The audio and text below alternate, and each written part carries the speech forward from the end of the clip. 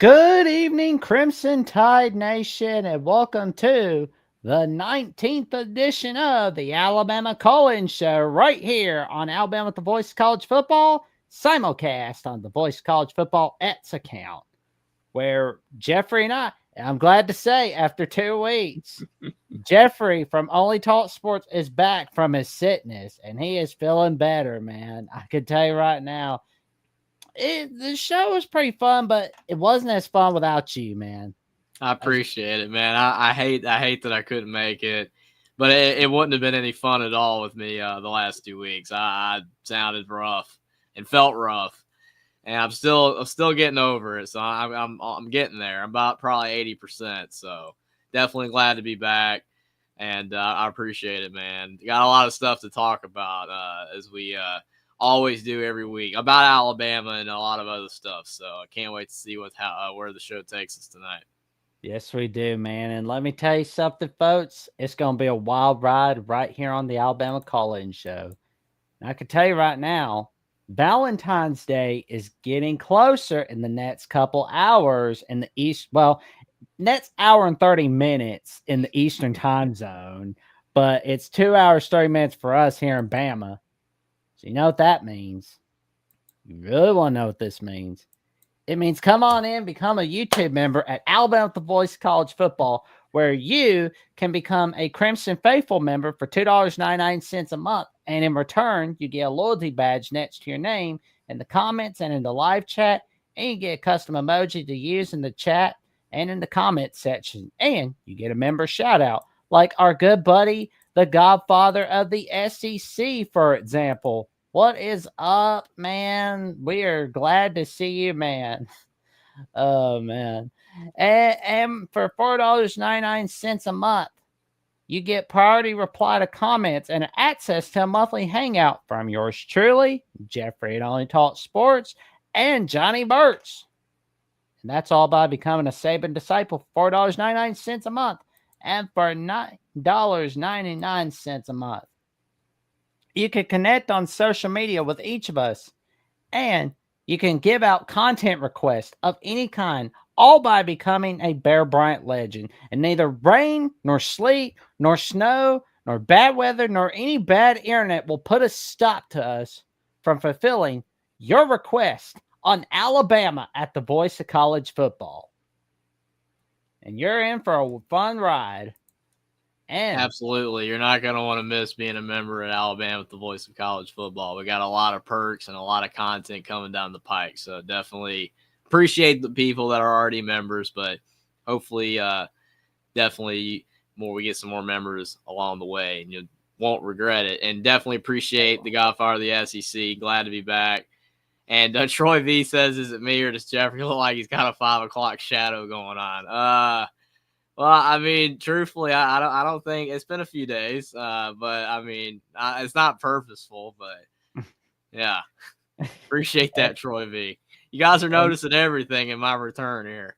Yep, and Sports Talk with Austin says Jeffrey is back to finish the story. Now, I don't think we're at the finish line, right, Jackson? We got a long story to write on this show in the future. We got a lot of Alabama takes to do. Well, I'm sure eventually, Austin, the story will be finished, but hopefully it's a long time from now.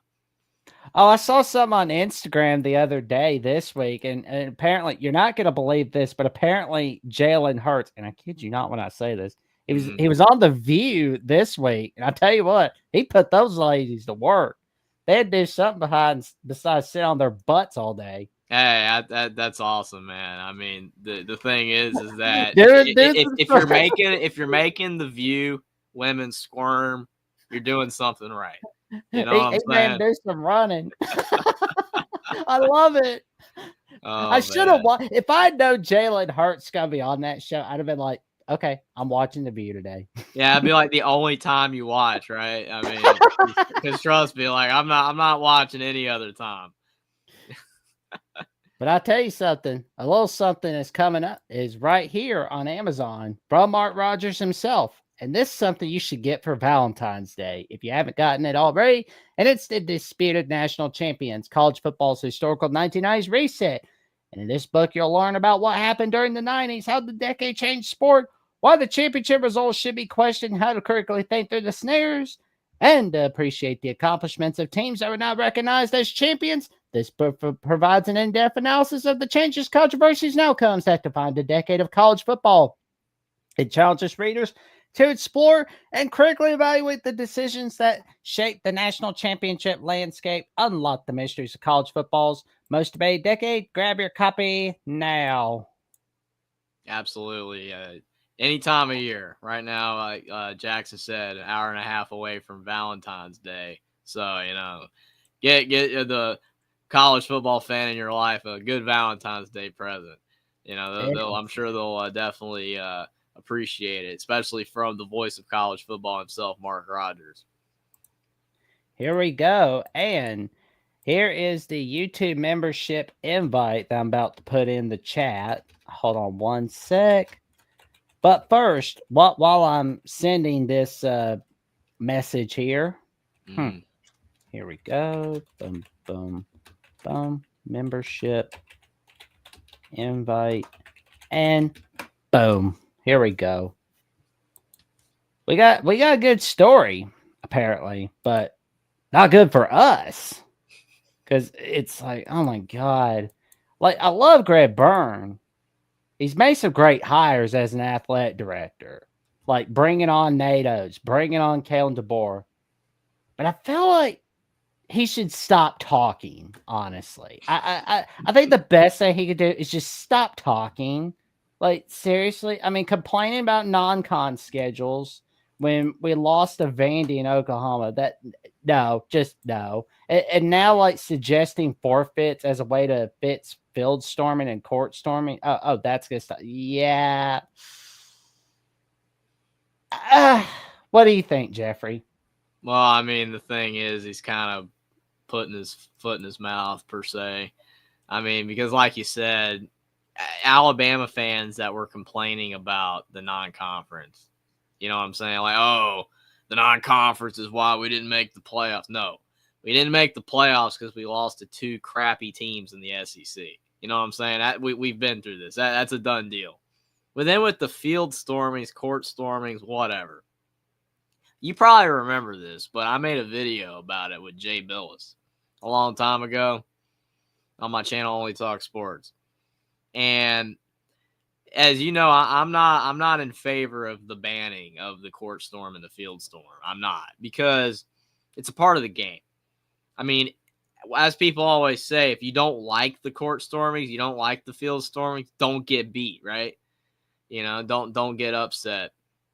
Whether it's on the road game or whatever, like in Alabama's case, or if it's you're at home and you win a big game and then you do it. If in that scenario, you have to be a good team, right? Like you have to be a program that expects to win, so you don't do that. It's kind of like, remember when Indiana beat Purdue in basketball a couple years ago, and they were making fun of Indiana for doing the court storm. Like, oh well, if Indiana's doing a court storming, it shows how far the program's fallen. Like, oh, they beat Purdue in their court storming. They would have never done that under Bobby Knight. Well, I don't know. It's just, appreciate you for pulling that up, Jackson. Definitely. That video was back almost a year ago. Yep, so, February 25th, 2024. That's why it's like I had it muted. I'm like, we're talking about it. I'm like, I better make sure I got this video pulled up from Jeffrey where he talked about it.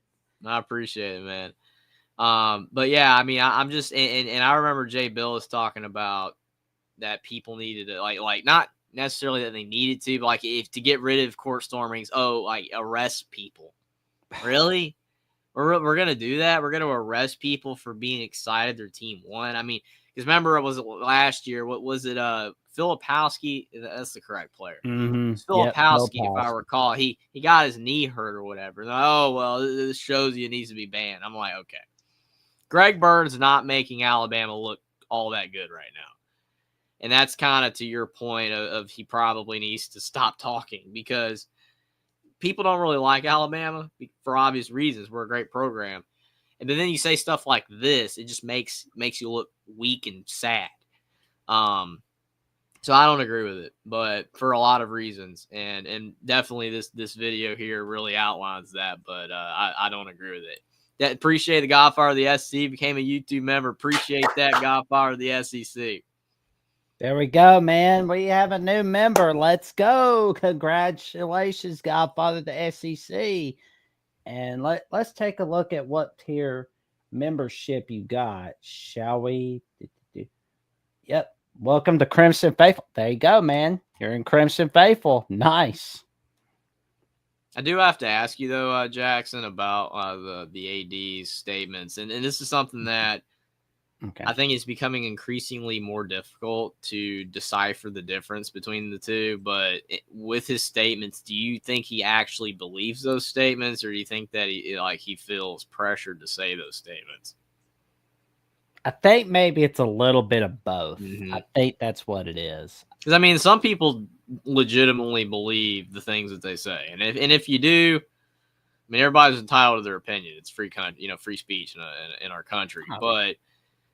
I think I mentioned this in my video with Jay Billis, but I don't feel that Jay Billis really believed what he like he didn't want to say it. Like if you saw it, right? Like when I was watching the clip last year when he was talking about it after that Duke Wake Forest game, the way he was talking, it felt like he just didn't want to say it, but he did anyway because it's like, oh, this is what who he works for wants him to say.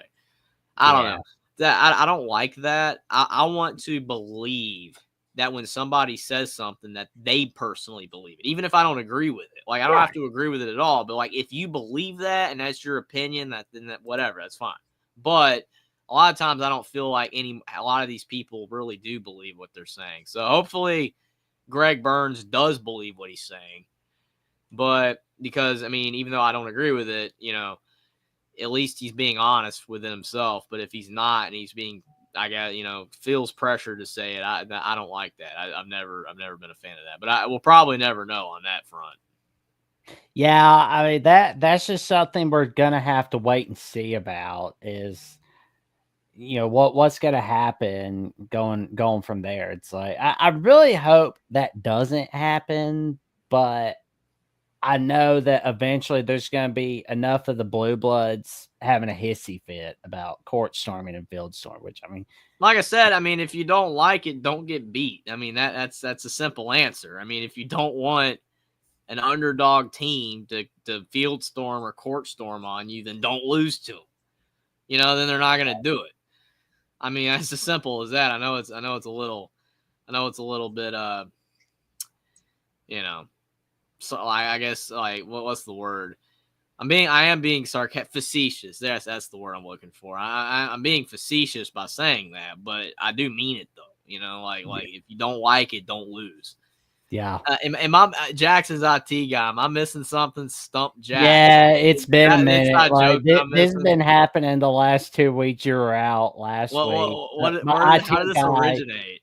Yeah, my IT guy's been coming in, giving us some questions. So it's like it's been pretty fun. Like 2 weeks ago, got some questions on Alabama. This week, last week we got Auburn questions. Mm-hmm. But he's gonna let us figure it out. That's funny. That's funny. Yeah. Even got Austin playing along. Oh man.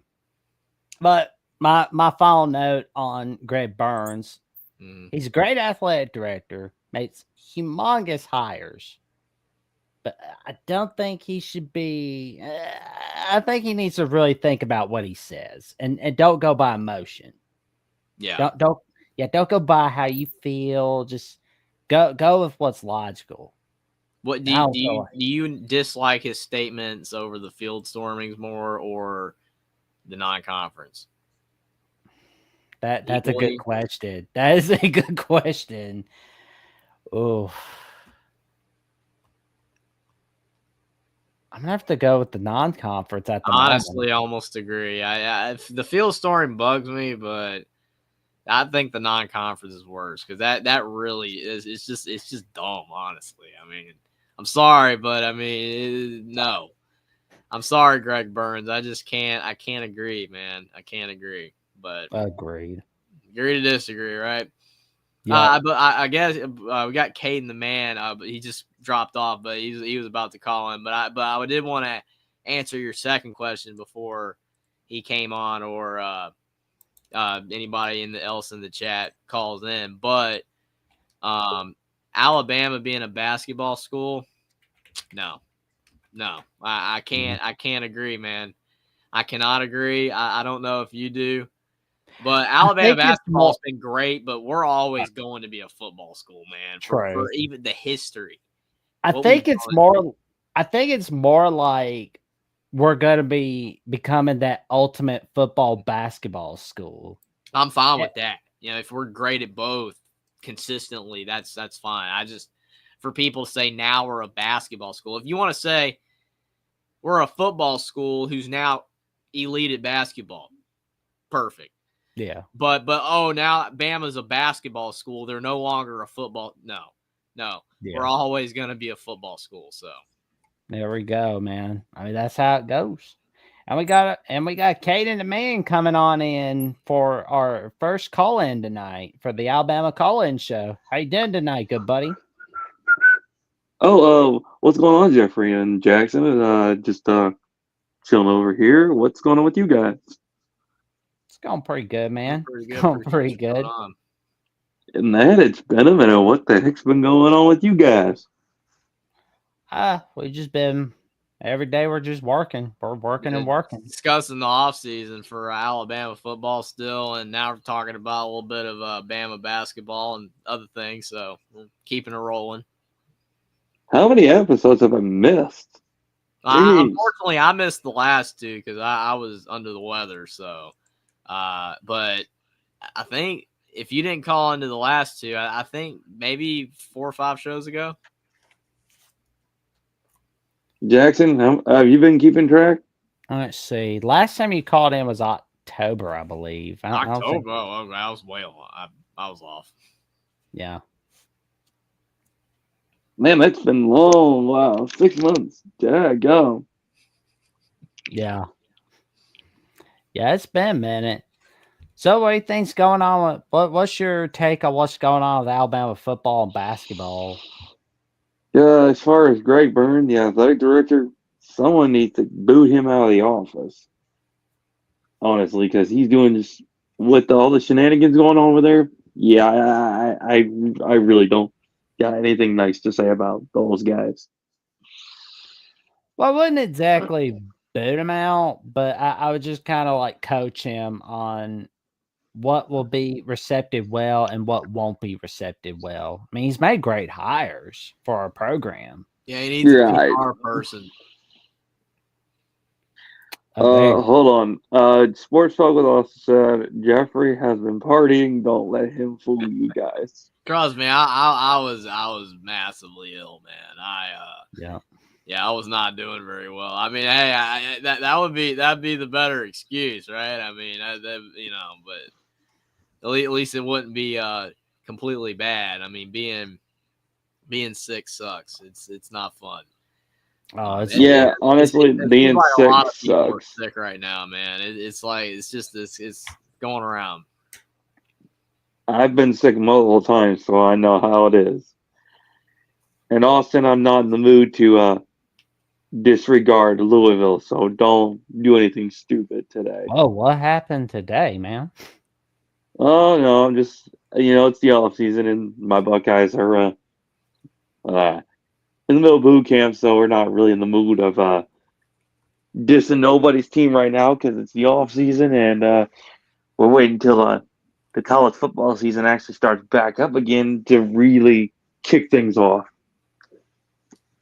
Okay. I mean, right now we're in the thick of basketball season, and Ohio State basketball they're decent. I mean, on the right side of the bubble right now. And I've been keeping up with those guys, and they're kicking butt out there. I mean, 15-10 record's bad, but they've got a lot of quality wins. I mean, the Kentucky win has aged well, and even some losses like the Indiana loss, it's becoming slightly less bad. So, like, overall, Ohio State's got decent metrics, a lot of good wins for a bubble team. Because the bubble this year, to be frank, is completely trash. I mean, it's rough. Indiana shouldn't even be near the bubble, but they are because I mean there's no quality teams on the bubble. North Carolina is the biggest joke. I mean they're like 14-11, one decent win over UCLA, a bad loss to Stanford. They've done nothing. Their metrics suck, and they're in the first 4 out. Oh yeah. I don't care about the brand name. Like I'm a North Carolina fan, and I'm like I don't care. Like North Carolina should be as far away from the bubble as possible. They're not even. They're trash. The real MVP just set the right point. Jinx on you, Jeffrey. There we go. That's funny. It's funny because it's true, man. Yeah, it's not a strong bubble, and a year like this just shows why expanding the NCAA tournament would just be completely just insane and moronic. The teams at the bottom. I don't care about VCU 2011 and UCLA whatever year it was. 2021. I don't remember what year it was. They went to the final. You remember the year? I think it was 2021. Yeah. Yeah. So I mean, just like those teams in the first 4 that go to the Final Four. Yeah, that happens like once in a blue moon. But the vast majority of teams on the bubble are not that great. So why are you going to expand the tournament and add more teams that stink? Hey, I got to reply to the Godfather of the SEC. Sorry, I'm an Eagles fan and a fan of Jalen Carter and Jordan Davis and all them boys. So I got the Eagles, baby. Yeah, the Chiefs got destroyed, and I was very happy about it. I was sick of the media, man. Unfortunately, with Taylor Swift and Kelsey, I was sick of it, man. I mean, people were literally saying that like Taylor Swift's the reason that they were winning. I'm like, okay, what happened this time? Did win? Like, what happened? More like Philly 515 said, I just whipped your ASS, if you know what I mean. Oh yeah. I like Andy Reid, and I don't dislike Mahomes. You know, he's not that bad. Like a lot of people say he's arrogant. I mean, he's no worse than Tom Brady. Tom Brady was very arrogant early in his career. But it's Kelsey Swift. That's what I don't like. I can't stand that. I don't care about the relationship. I don't care about it at all. It doesn't mean anything. It doesn't matter. And the people just glazing the Chiefs. It just got sickening. I mean, it's like, oh, they're the greatest dynasty of all time. They're better than Brady are. Like, come on. I mean, Brady won 7 Super Bowls. Organization, the way that they've been the last while, but no. I mean, no. Brady won 7 Super Bowls, 6 with New England, 1 with Tampa Bay. Yeah, Pat Mahomes doesn't even come close to Tom. And the real MVP, if you really want to debate me, come on here and we'll get it on for these two boys. How about that, the real MVP? Come on. Where you at, buddy? Come on. I'm waiting on you. Jackson, if the real comes on with Kate and the Man, it's going to be a showdown. Oh, yeah. Godfather of the SEC, I dare you. What is Austin doing? He's a Cowboys man. That's why he's pulling for them Chiefs. No. Root for your own team. Root for the Cowboys. Oh no. Austin's just mad that I'm an. Listen, Austin's just mad that I'm an Eagles fan and that we whooped them again. No. Well, the Cowboys haven't been any good forever. It was so hilarious because I said something on Twitter about the halftime show. Like, it sucks because I don't like modern music. And they had the Super Bowl with the Cowboys with Creed on somebody's tweet or whatever, you know. Oh, they had Samuel Jackson on there. Yeah, and it was this is when music was good, which I prefer actually music further back than that. Yeah. But the thing is that it was so funny because of the fact, like the Cowboys, they haven't done anything in so long that they had Creed at the halftime show. I'm like, oh my gosh, that's just hilarious. The halftime show sucked, and I'm calling the real MVP out. You better get your butt on here and let's get this on. Guns to guns, son. Come on now. If you want to kick the new year right off, let's start raising more heck, Darrell. Come on, get your butt in here, son. Let's get it on. Like old school Donkey Kong, son. I don't know if Darrell wants anything. I think he might be tapped out tonight. I don't know. No, he does. He just doesn't got. He doesn't got the gall to come on here because he knows I'm on here. Hey Jackson, you might need to start praying because I'm about to roast the son of a gun like honey roasted barbecue at Chick-fil-A. Okay. Come on, Darrell. Come on, Godfather. Yeah. I'm a calling you boys out. Come on. Come on. I can wait all night for you boys. Okay, dude. So, what's your take on Alabama Auburn basketball this week? That's a big game. Honestly, I'm one to wait to see what happens. I'm honestly wanting to see what happens and then maybe get an idea. Well, we got Darrell on the line, man. How you doing tonight, man? I'm doing good. How about you, two gentlemen? Or three? Doing all right. Appreciate you for coming on. Even though you're dared on, I'm hoping no, it's cool. I was going to call in anyway, and glad to see you're better, Jeffrey. Appreciate it. So the only question I have is, do you consider the Brady dynasty one big dynasty or two separate dynasties? Brady's dynasty is one dynasty. That's it. Okay, so if that's the case, then you consider. I understand that. I consider it too because they had a 10-year gap of not winning a Super Bowl. And for me, I find it hard to consider one giant dynasty when you have that big of a stretch in there. So if you want to consider it, then I can understand why you believe they're better. That dynasty's better than the Chiefs. But if you break it up, Pat Mahomes is not as good as Tom Brady. He's still got to get up in the years of experience. He's still got to win the same amount of Super Bowl rings as Tom, but he's got to grow in that. I understand the count the rings argument, but who's the best basketball player of all time? Michael Jordan. So how come it's not Bill Russell? He's got 11. 11's greater than 6. Well, that's I think that's a generational thing, honestly. Bill Russell was like way in the past. And there weren't as many good NBA teams at the time. Whereas when Jordan played, it was a little more competitive, and he was also just so freaking flashy and good. It's hard to explain. Like, people say LeBron, but it's Jordan. It's Jordan. I understand that, and I believe Jordan's the GOAT as well. You're not going to get an argument out of me. But football has changed significantly from 2001 to right now. In 2002, for example, Tom Brady led the NFL in touchdown passes. He only threw 28 touchdown passes. You throw out 28 touchdown passes this year, this upcoming season, you're not probably even going to be in the top 10. I mean, it's just changed so much. Yeah.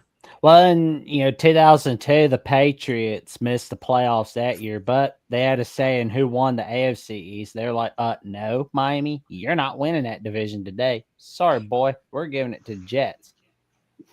Yeah, and that's something else that I think is going to help Mahomes versus Brady in the dynasty debate is the AFC West is by far the more competent division than the AFC East, and it's not even really close.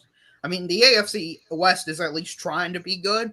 It's like the AFC East didn't even try to be good for 20 years. I mean, just bad coaching hires, bad quarterback roster management decisions. They were all terrible for Brady's entire run.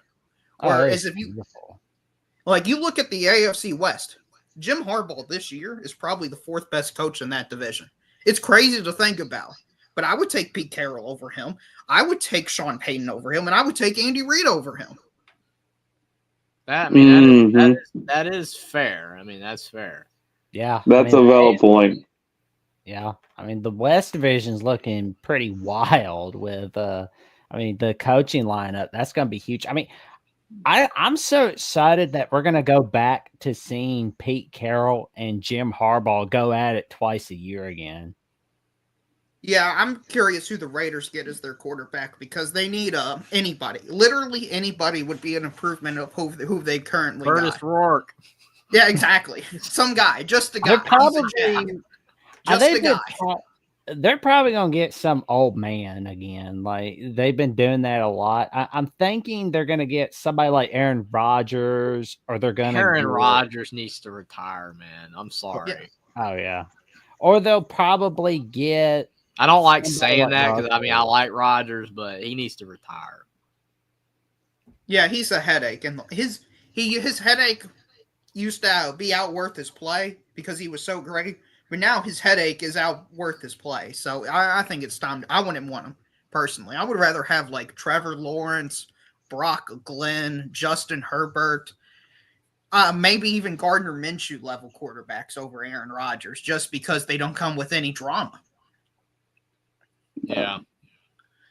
You know, if you want to run for president, vice president, reportedly, or you want to have a Netflix documentary, you can do that in your own time. But when I care about my football team, I like winning on the field. You know, I've done a lot of winning, Jeffrey, on the field just recently, and let me tell you, it's a nice thing. Watching Netflix documentaries isn't as nice as winning on the football field. Well, the real MVP, I'm just going to say this to you. You know what really feels good of not only just winning on the field, but winning a national championship? And my Ohio State Buckeyes just won the national championship this year. That's so. Congrats, how do you man. feel about that? I mean, you all had clearly the best team entering the season. Every logical person should have picked them. As soon as they caught Caleb Downs, it's like, oh, they're going to win it. They got the best SEC defender. And that's, it's just like, we're doing this new era of one and done style, I believe, similar in college basketball in the mid 2010s, where a team just loads up, goes in all 1 year, and then pulls back. Michigan did it for the 23 season. Ohio State's doing it for the 24 season. Penn State looks like the team doing it for the 25 season. Hold on. They're real. I wouldn't say Ohio State's really going to pull back a lot of their guys. They're actually reloading a lot of their guys back on the roster. I understand, but they're not going to be as good as this year's team. Whatever they are, they're not going to be as good as this year's team. They're not going to be beating Oregon 34-0. I'm sorry, that's just not going to happen, man. Listen, Georgia did it for 2 years, went back-to-back national championships, and they went on the roll of just whipping somebody's butt. And I said it before in the first episode of this show. I said Georgia could go out there and just manhandle after manhandle after manhandle and just wrangle after wrangle after wrangle. You get it with my point. Ohio State could go out this year again, win another national championship, and absolutely destroy another one and another one and destroy another team until nobody's standing left on the roster. Well, actually, on the schedule to be. They aren't the roster that they were entering this year. I mean, look at the odds, for example. Texas and Penn State is the 1 and 2 teams justifiably for a reason. It's not unfathomable Ohio State wins it, but they're not going to be the clear favorites like most people had them last year. They're just not going to be in that position. Hey, we could do it the same thing like Georgia did. Go back-to-back national champions. And you then could, but you're not. That had nothing to do with my point. My point is there's a team that before is going all in, and then they pull back slightly. That was my only point. I didn't say Ohio State isn't going to win it. I didn't say any of that because they easily can win. I think they'll probably win the Big Ten this year because, Ohio State hasn't won the Big Ten in 4 years. Kind of a law of averages thing. So hold on, Daryl. You got any beef with Ohio State? I'm just curious, like as a fan, like of college football. I'm asking like what college. I have literally almost no affiliation with Ohio. I have affiliation. So let me just say this to you as a Kentucky fan. Georgia owns y'all. It's coming in just a little bit. It's coming. Yes. That 7 minutes is coming in a bit after these two gentlemen get done with their conversation. Georgia owns y'all. And we took Georgia to the limits. Yeah. To the limit.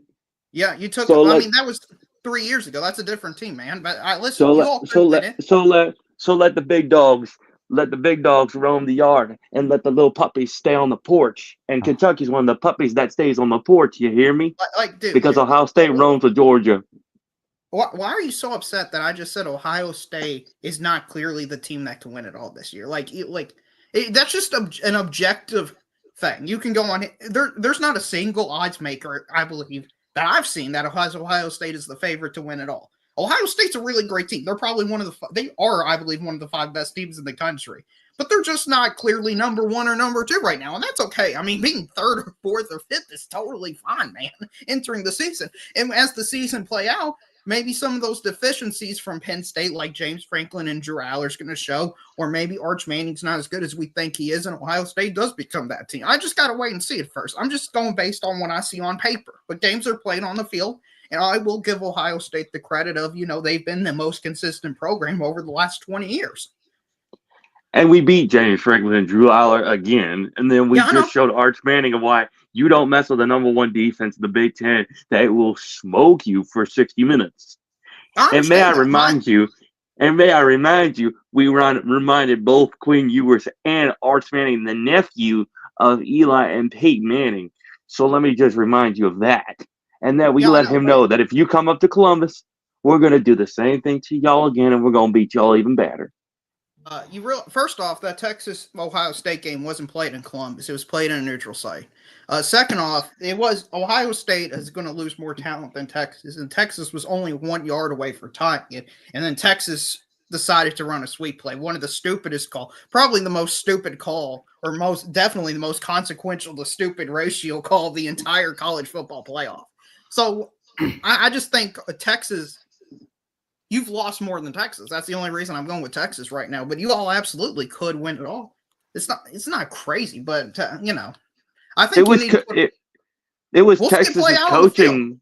It was Texas's coaching staff that made the wrong decision on a stupid play. Exactly. It was Steve Sarkisian who was doing that stupid stuff, and I'm like, how is Steve Sarkisian going to screw it up for their Texas Longhorns when they've been waiting 15 years to play Ohio State in another national championship game? How do you do that? And then I think it was the wrong call, and I think Texas hasn't been in that position for a long time, and I think the experience of Ohio State came through. I think that Texas is going to learn from the mistake. I think Sark is a great play caller, but, even smart people make mistakes. It happens to all of us, and I think they're going to come back next year and be one of the best teams in the country. And honestly, this whole conversation is kind of a moot point anyway, because I don't know what the bracket's going to be like. I mean, look at Penn State this year.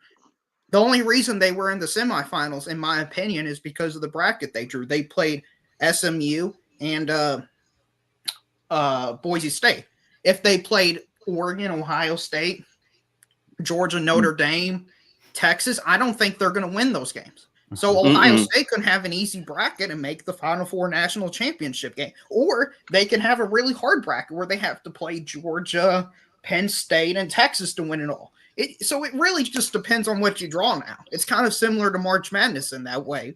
There's some teams we think's really good, but man, they got a much more difficult road than another team. And that's like if Indiana drew Penn State's, position in the bracket, Indiana maybe could have made the semifinals. I know that's a stretch, but you know what I mean. Like, to your point, Darrell, anybody can make a run if they get the right side of the bracket. Because in March Madness, a lot of times teams go on runs because of the fact that they have a favorable bracket. I mean, everybody talks about Florida Atlantic. Florida Atlantic beat Memphis by 1 point in the round of 64. Memphis should have won a game, and they blew it. And then what did Florida Atlantic have in the round of 32? Fairleigh Dickinson. Right. And then that spurred the whole thing. Were they good? Yes. But was Florida Atlantic one of the four best? No, they weren't even close to one of the four best teams in college basketball. They got a favorable bracket, and it helped them advance. And that's why I like college football. I mean, and now, with the way it's set up, it's the exact same thing.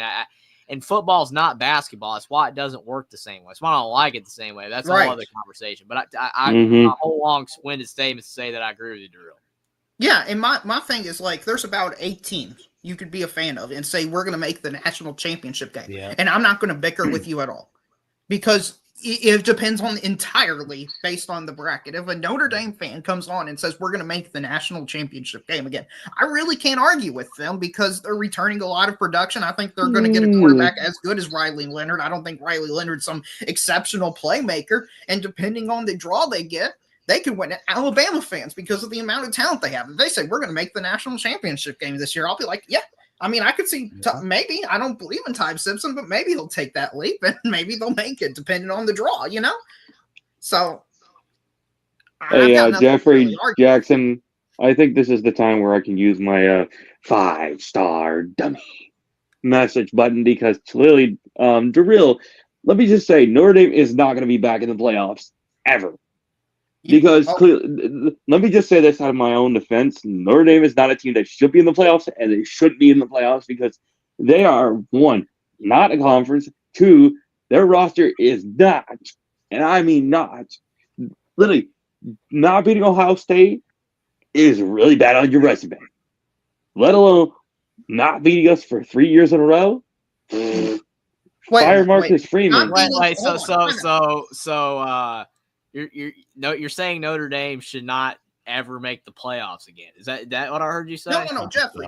He just said Notre Dame losing to Ohio State is such a bad loss that they shouldn't even be in the discussion going forward. So I mean that should disqualify Texas and Tennessee and everybody, right? Then I mean, hold on. I'm saying just specifically Notre Dame. I'm just specifically saying Notre Dame. Because let me just say first. Notre Dame actually tried. They tried. Tennessee did not try when they played us. We absolutely tore them down. Notre Dame tried. Notre Dame? Yeah, right. Like, they even tried. When they knew it was on the line, we were going to really come and hammer them down. The first quarter of the game. Did you watch the second half? I remember watching the first drive of the game. They had a lead on Ohio State. Tennessee didn't have a lead.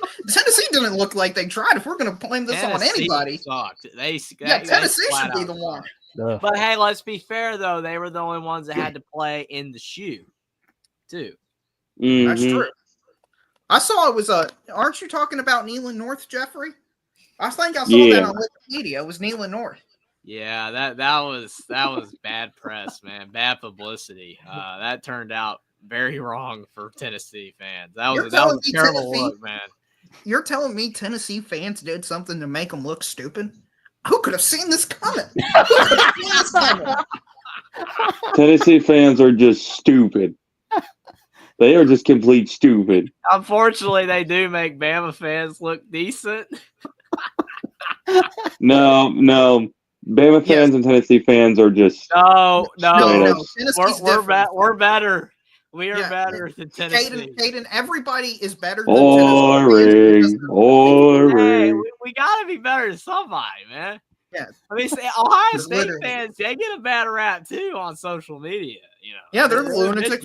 Excuse me, we're not the only ones who get bad rep. Georgia fans, not only. They're the ones also. Downhill once they won for their first title. Like, before that, they were more bearable. They've gotten unbearable recently because of those success. And let me just say this to derail. And I'm going to make my point pretty clear. Notre Dame will not, and I mean not, be in the national championship. Okay. But they'll make the playoffs most likely, right? In your opinion? But they'll get eliminated in the first 2 rounds by Georgia. What if they get a favorable bracket? Well, he said I don't see it happening. I honestly don't see it happening. I honestly don't. Because I paid. Now let me just say this: I paid attention to the University of Georgia football team, Instagram, and social media, and from what I've been seeing from those guys over there down south of, north of Bama country, yeah, you guys better be praying to God that they don't slaughter Bama in their own house, because that defense is getting more locked and loaded, and Coach Kirby Smart is turning more red hot. So just a fair warning. Kirby Smart just has to keep his team focused. Like he has to find a way to push the right buttons where they're not doing junk off the field that distracts the team. You know what I'm saying? No, here's the thing. What I mean, then they'll probably be a lot better this year. Here's the thing I mean, Jeffrey, is that Coach Kirby Smart is not only just red hot. I'm saying he's telling this team to get focused in, and not only focused in, but remember, they've got to get back in order to play, for a national championship, because they're the team who won back-to-back titles. They're the team who slaughtered Florida State 63-3. TCU to 65-7. So that's what I'm saying about Georgia, is that they're getting back ready to lock and load and get ready to rumble. Well, they probably will. I hope not, but yeah, they probably will. I mean, no one's denying that. They got talent. They just got a lot of dudes that don't focus. But if they have that this year, if they have the team focused and not doing stupid stuff off the field, then they'll be a lot better. And that's what the offseason is for, is to get the guys back into shape and getting them back up in the mental set that they need to be. Because this is the time where you can get back into the mental set that you need to be reminded. This is the reason why you're here. Not just at Ohio State, not just at Georgia, but to being here is that you are putting 100% effort into everything you do. And especially for a two-time national champion, a team who's won all their games, and I give them credit still for beating us in the Peach Bowl, even though it sucks. But you know what? That's a loss that we had to take. You know what? That loss was. Well, Caden, any other questions you got for Alabama tonight, or is there anything missing? Like, what's your take? Just if anybody from the Alabama staff is listening to this radio show or watching, just a piece of advice.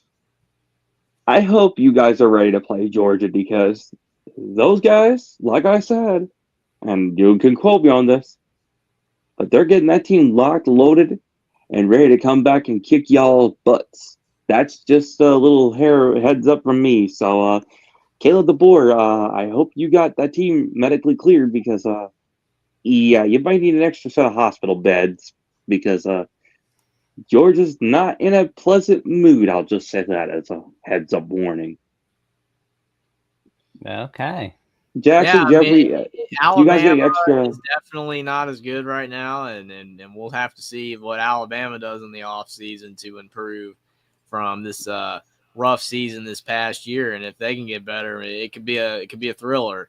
But if they don't, and Georgia really does improve, then I mean it could be a rough game. But I will say that Alabama has owned Georgia in the last 10 years, despite Georgia being perceived as the better team for the vast majority of the final 4 or 5 years. Bama still found ways to win most of those games. So we'll see. I know it's different now. I know going, between the hedges is a different ordeal with no Nick Saban anymore, but I still think they'll have a good chance as long as they improve from the flaws they had this past year. I think they'll have a chance.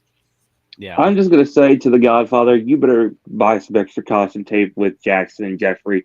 You better donate some extra caution tape, because that Georgia game is not going to be pretty. I'm just going to leave a little bit of a fair warning. And Darrell, you might need to help the guys out on some caution tape and hospital bill payments for Bama. So just a heads up for that. And we'll see y'all later. We'll see you, Caden. Appreciate you for coming on. And Darrell, and thanks for the warning.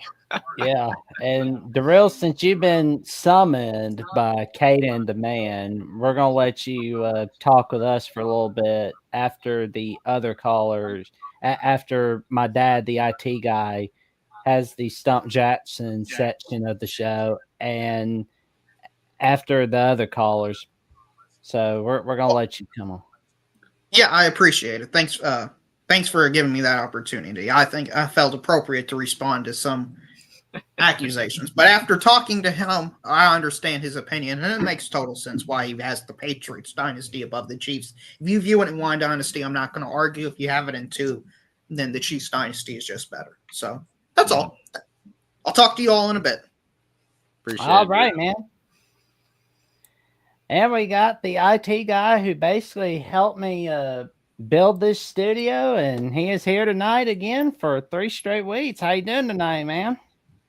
Doing well. How are you? I'm doing well. Jeffrey, You've talked to Jeff back on the show.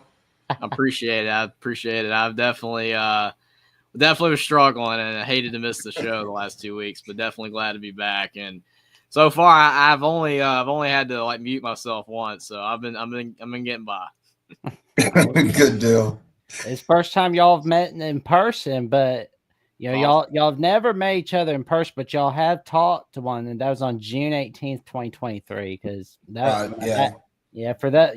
dad was helping me build this studio and getting everything going. Day Yeah, it looks 4. fantastic. Well, thank you. So it's like, boom. Well, what questions you got for me tonight, man? Well, here's we did Alabama and then we did Auburn. And I decided, well, tonight we're going to do the SEC. We're just going to spread it out a little bit. Now, Jeffrey, if he can't answer something, I'll give you a chance to answer. Okay. All Sounds right. good. You ready, Jack? I'm set. All right.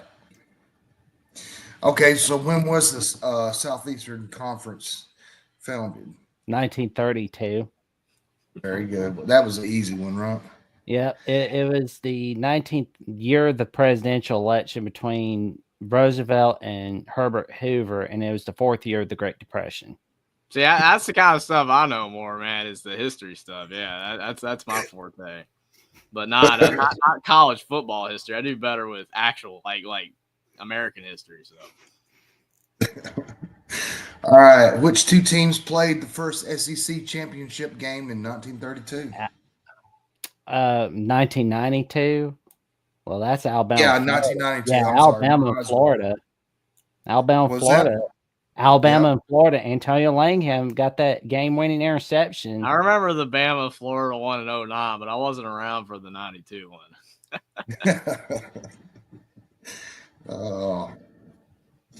Who holds the record for the most SEC football championships? Let's see. It'd have to be Alabama. That was supposed to be a hard question. I probably would have said Bama too on that one, honestly. Yeah, because we made everybody depressed in the 30s and 40s. Okay, so which SEC team has the largest stadium by capacity? Well, right now, let's see. Let me think about it.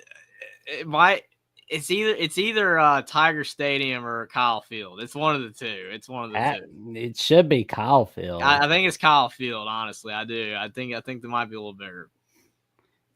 Tennessee. Neyland?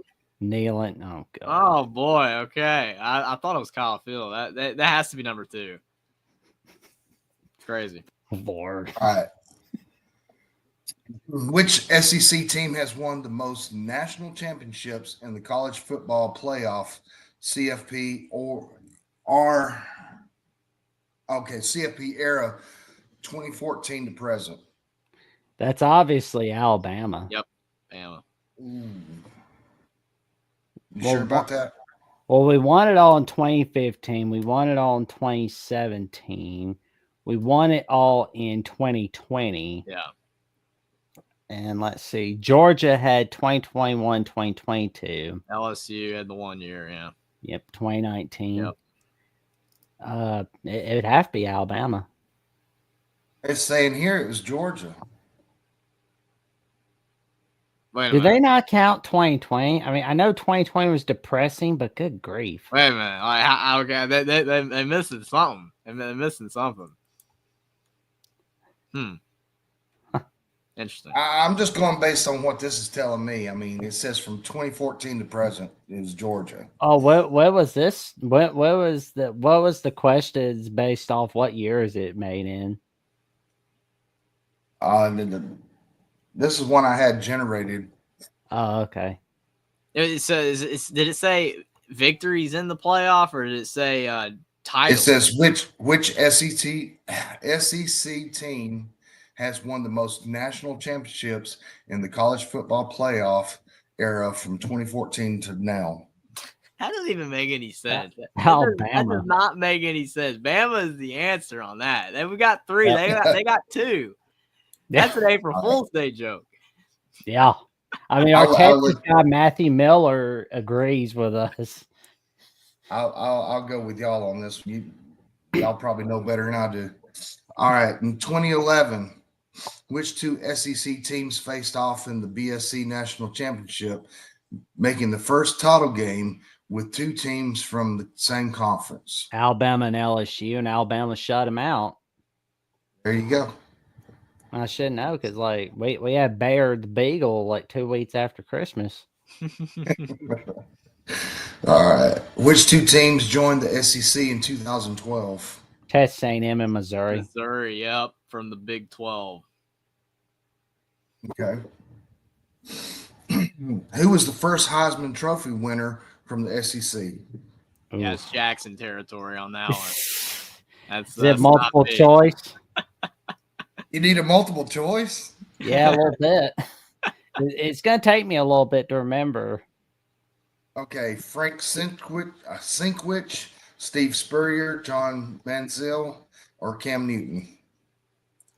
The first one, because like there's an SEC guy before Spurrier won it in '66.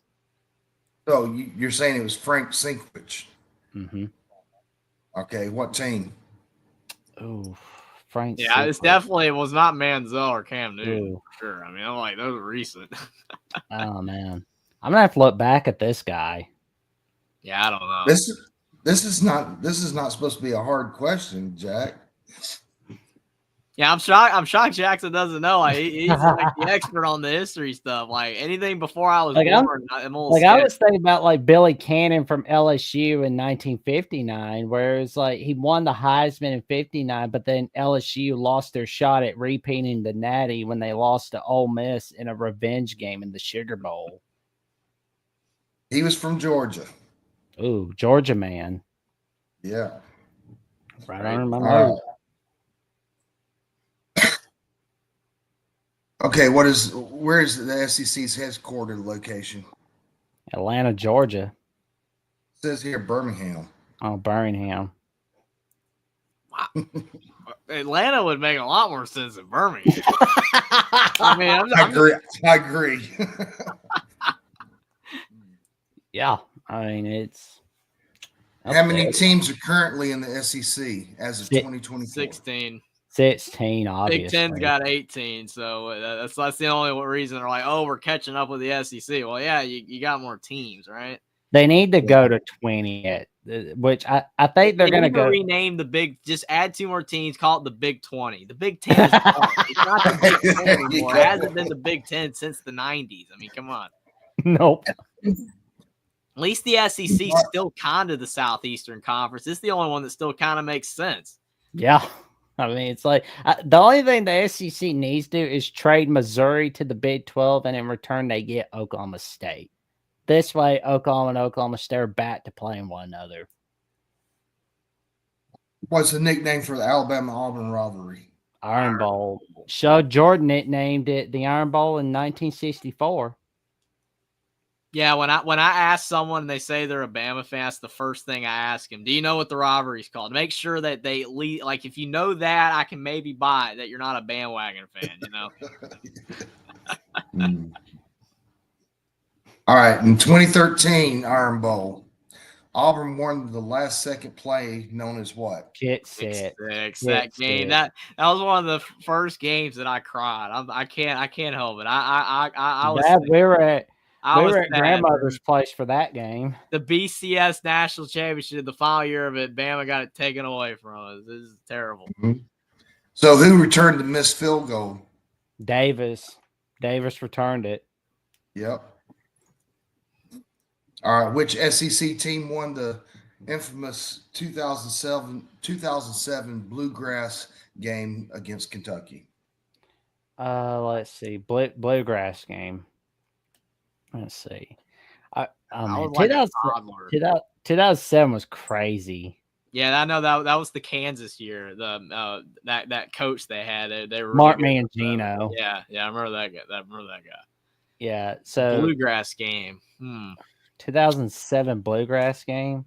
So I remember Kentucky. They were up and down. They were in the top 10 against South Carolina on Thursday night. Then they upset LSU. And let's see, they lost to Florida. Then they were just going downhill. And they had a chance to end a 22-game losing streak against Tennessee at that time, which was one of the longest active losing streaks. But then they lost that game in a lot of overtimes. He said this was 2007 Bluegrass game. Right. Good grief. I can't remember. I would know it if I was a little older, a couple years older. I would know it, but I don't remember. My college football memory really starts in 2009. That's the season I really start to really like. I watch the games and I remember them. So we got LSU. Yeah, because it's like LSU. Yeah, it's like LSU. Like I remember they lost to Arkansas in rivalry week, and they won a tight one against Auburn. 1 second left. They smacked Ole Miss off the face of the earth. Ole Miss was sloppy. They sucked, and they smacked Virginia Tech in week 2, but they beat Ohio State in the Natty. What was the final score in 2021 on the SEC championship game between Alabama and Georgia? Oh, we won that one. We smacked the Bulldogs in the SC title game. I mean, it was like good grief. You remember the score though, Jackson? Mm-hmm. Okay. Yeah, it was funny. We lost 33-18 to Georgia, but then we beat them 41-24. That was the funny part. Yep, there you go. It's like I know Jackson knows it. I know he knows it. Yeah, he's good with all. He remembers dates and scores and stuff. I can never remember. All right, how many overtimes did the 2021 Arkansas and Ole Miss game go for? Oh man, I remember the LSU A&M game. That one went to like 7 or something. But Arkansas, I got to tell you, they've been in so many overtime games because it was like 2002, they were in overtime against Tennessee. 03, they had so many overtime games against 2003 it was against Kentucky, I think. But they're in another overtime game against Auburn in 2015. Like they're known for having multiple overtime. I remember that Arkansas Ole Miss game. I do. But I'm trying to think. Yeah, it's been a minute. It was the second year of the Sam Pittman game, but wait a minute. This is Arkansas Ole Miss in 2021. Yeah, it's recent. I don't think there was an overtime game in that. That wasn't an overtime game, at least I recall. Like, because Arkansas was trying to go for a 2-point conversion instead of going for an extra point. They're like, nope, we're going to go for the win. It was 7.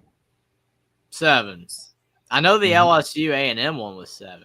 Yeah, because you remember that game, Jackson. That game, I vividly remember that. That LSU A&M game was insane. It was crazy. Oh yeah. Arkansas Ole Miss went to 7 as well. I don't remember it being that. I don't know. It was a 52-51 victory by Ole Miss, and that was 7 overtimes. That was 2021, but I think you meant 2001. Yeah. I remember that 2021 game. Now the 52-51 game. I remember that now. That one didn't go to overtime, did it? Yeah. It was in regulation. I think it was. Arkansas. I guess I can't trust Chat GPT for anything. Chat GPT sometimes is a little squirrely every now and then. Yeah, 2001, that was 58-56 Arkansas. Man, that Houston 2021 game was great, though. Yeah, Houston Nutt was in his 4th year as the head coach. David Cutcliffe was still the head coach of Ole Miss at that time. Wow. So who won the 2019 national championship for the SEC? Well, LSU obviously won it, and they spanked Georgia. That Oklahoma game was even worse, though, man. You remember that game, the LSU Oklahoma game? That was scary. That's when people were saying Oklahoma shouldn't make the 14 playoff anymore because they're getting blown out every time they make it. Oh Lord. It's like it was like watching the Buffalo Bills in the 90s playing in the Super Bowls. They were always losing. All right, which SEC quarterback set the single season passing yards record in 2019? Joe Burrow. Everybody knows about Burrow. Yeah, Burrow had a ridiculous year. He had like wasn't it close to 60? Wasn't it like oh yeah, 60 touchdowns or something like that? It was insane. Nuts. Yeah. Nuts. In the 1996 national championship game, Florida defeated which team? Florida State. They played Florida State 96, and it was after that loss to Florida State in the regular season, and then they embarrassed us in the SEC title game, which was Gene Stallings' last year in Tuscaloosa, and of course, Alabama beat Michigan in the 97 Outback Bowl. Wish we had to beat him this year. I know, right? It's Like, we like couldn't even get revenge on a bad Michigan team, man. Like, come on. that For was their pitiful. standards, anyway. Man, if we had Brian Grubb as our OC, then that would have helped. Yeah. Which SEC team has the longest winning streak in conference history? It'd have to be Alabama. Yeah, I was about to say, like, Bama's got the history, man. Like, we have to be topping that. I mean, they're like breaking their own records, like James Holzhauer on Jeopardy, breaking his own record with one-day records. All right. Who was the first SEC player to be selected #1 overall in the NFL draft? Ooh, that's kind of being multiple choice because That's it's a gonna great take me a minute. question. I don't know. But if it narrows down, I believe I think I can find it somewhere in the memory bank. Billy Cannon, Peyton Manning, Cam Newton, Joe Namath. It's obviously Billy Cannon. There you go. Yeah, I'm like, again, Cam Newton's too recent. It's like, no, it's not. No. Which Peyton coach Manning won was 6? Okay. Which coach won 6 national titles at Alabama before retiring in 1982? Bear Bryant. Obviously, Bear His Bryant. last game was against Illinois in the Liberty Bowl in 1982, 21-15 win. That's the kind of history that I know. I remember that particular game. Oh. I had a family member at that game. That's why I know it. There you go. But to be fair, it should have been 7 or 8 because, I mean, we beat Ole Miss. Notre Dame didn't in 1977. And 1966, we got cheated out of a 3-peat, but we smacked Nebraska off the face of the earth 34-7. So it's like, there you go. All right. What team did Tim Tebow win the Heisman Trophy with? Florida. And funny thing, though, that was a 9-3 year because, like, Florida, they lost to Michigan in the 08 Capital One Bowl because I should know this because it was like I watched that game. I was 10 years old. I was at my Aunt Kelly's and Uncle Keen's house watching that game, keeping up with Florida, Michigan. I was flipping between Tennessee and Wisconsin as well. I was watching that game. All right. How many SEC quarterbacks have won the Heisman Trophy since 2000? Ooh, since 2000. That's a great question. Ooh. So there. Well, I mean, we've had a few Oklahoma Heisman winners, but they weren't in the SEC. Yeah, I don't count them. ChatGPT probably will, but I don't. Like, if you're not in the league yet, it doesn't count. Tebow was 07. Mark Ingram was 09. Derrick Henry. Yep. 2015. Did you say quarterbacks or did you say all? Quarterbacks. That takes Mark Ingram and Derrick Henry off.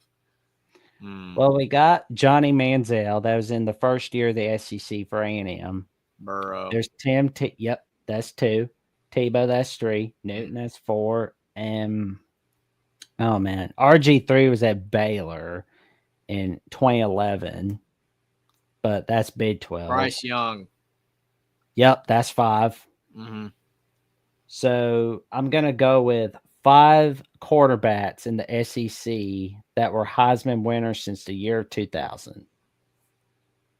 Well, it doesn't give me the names, but it says 6.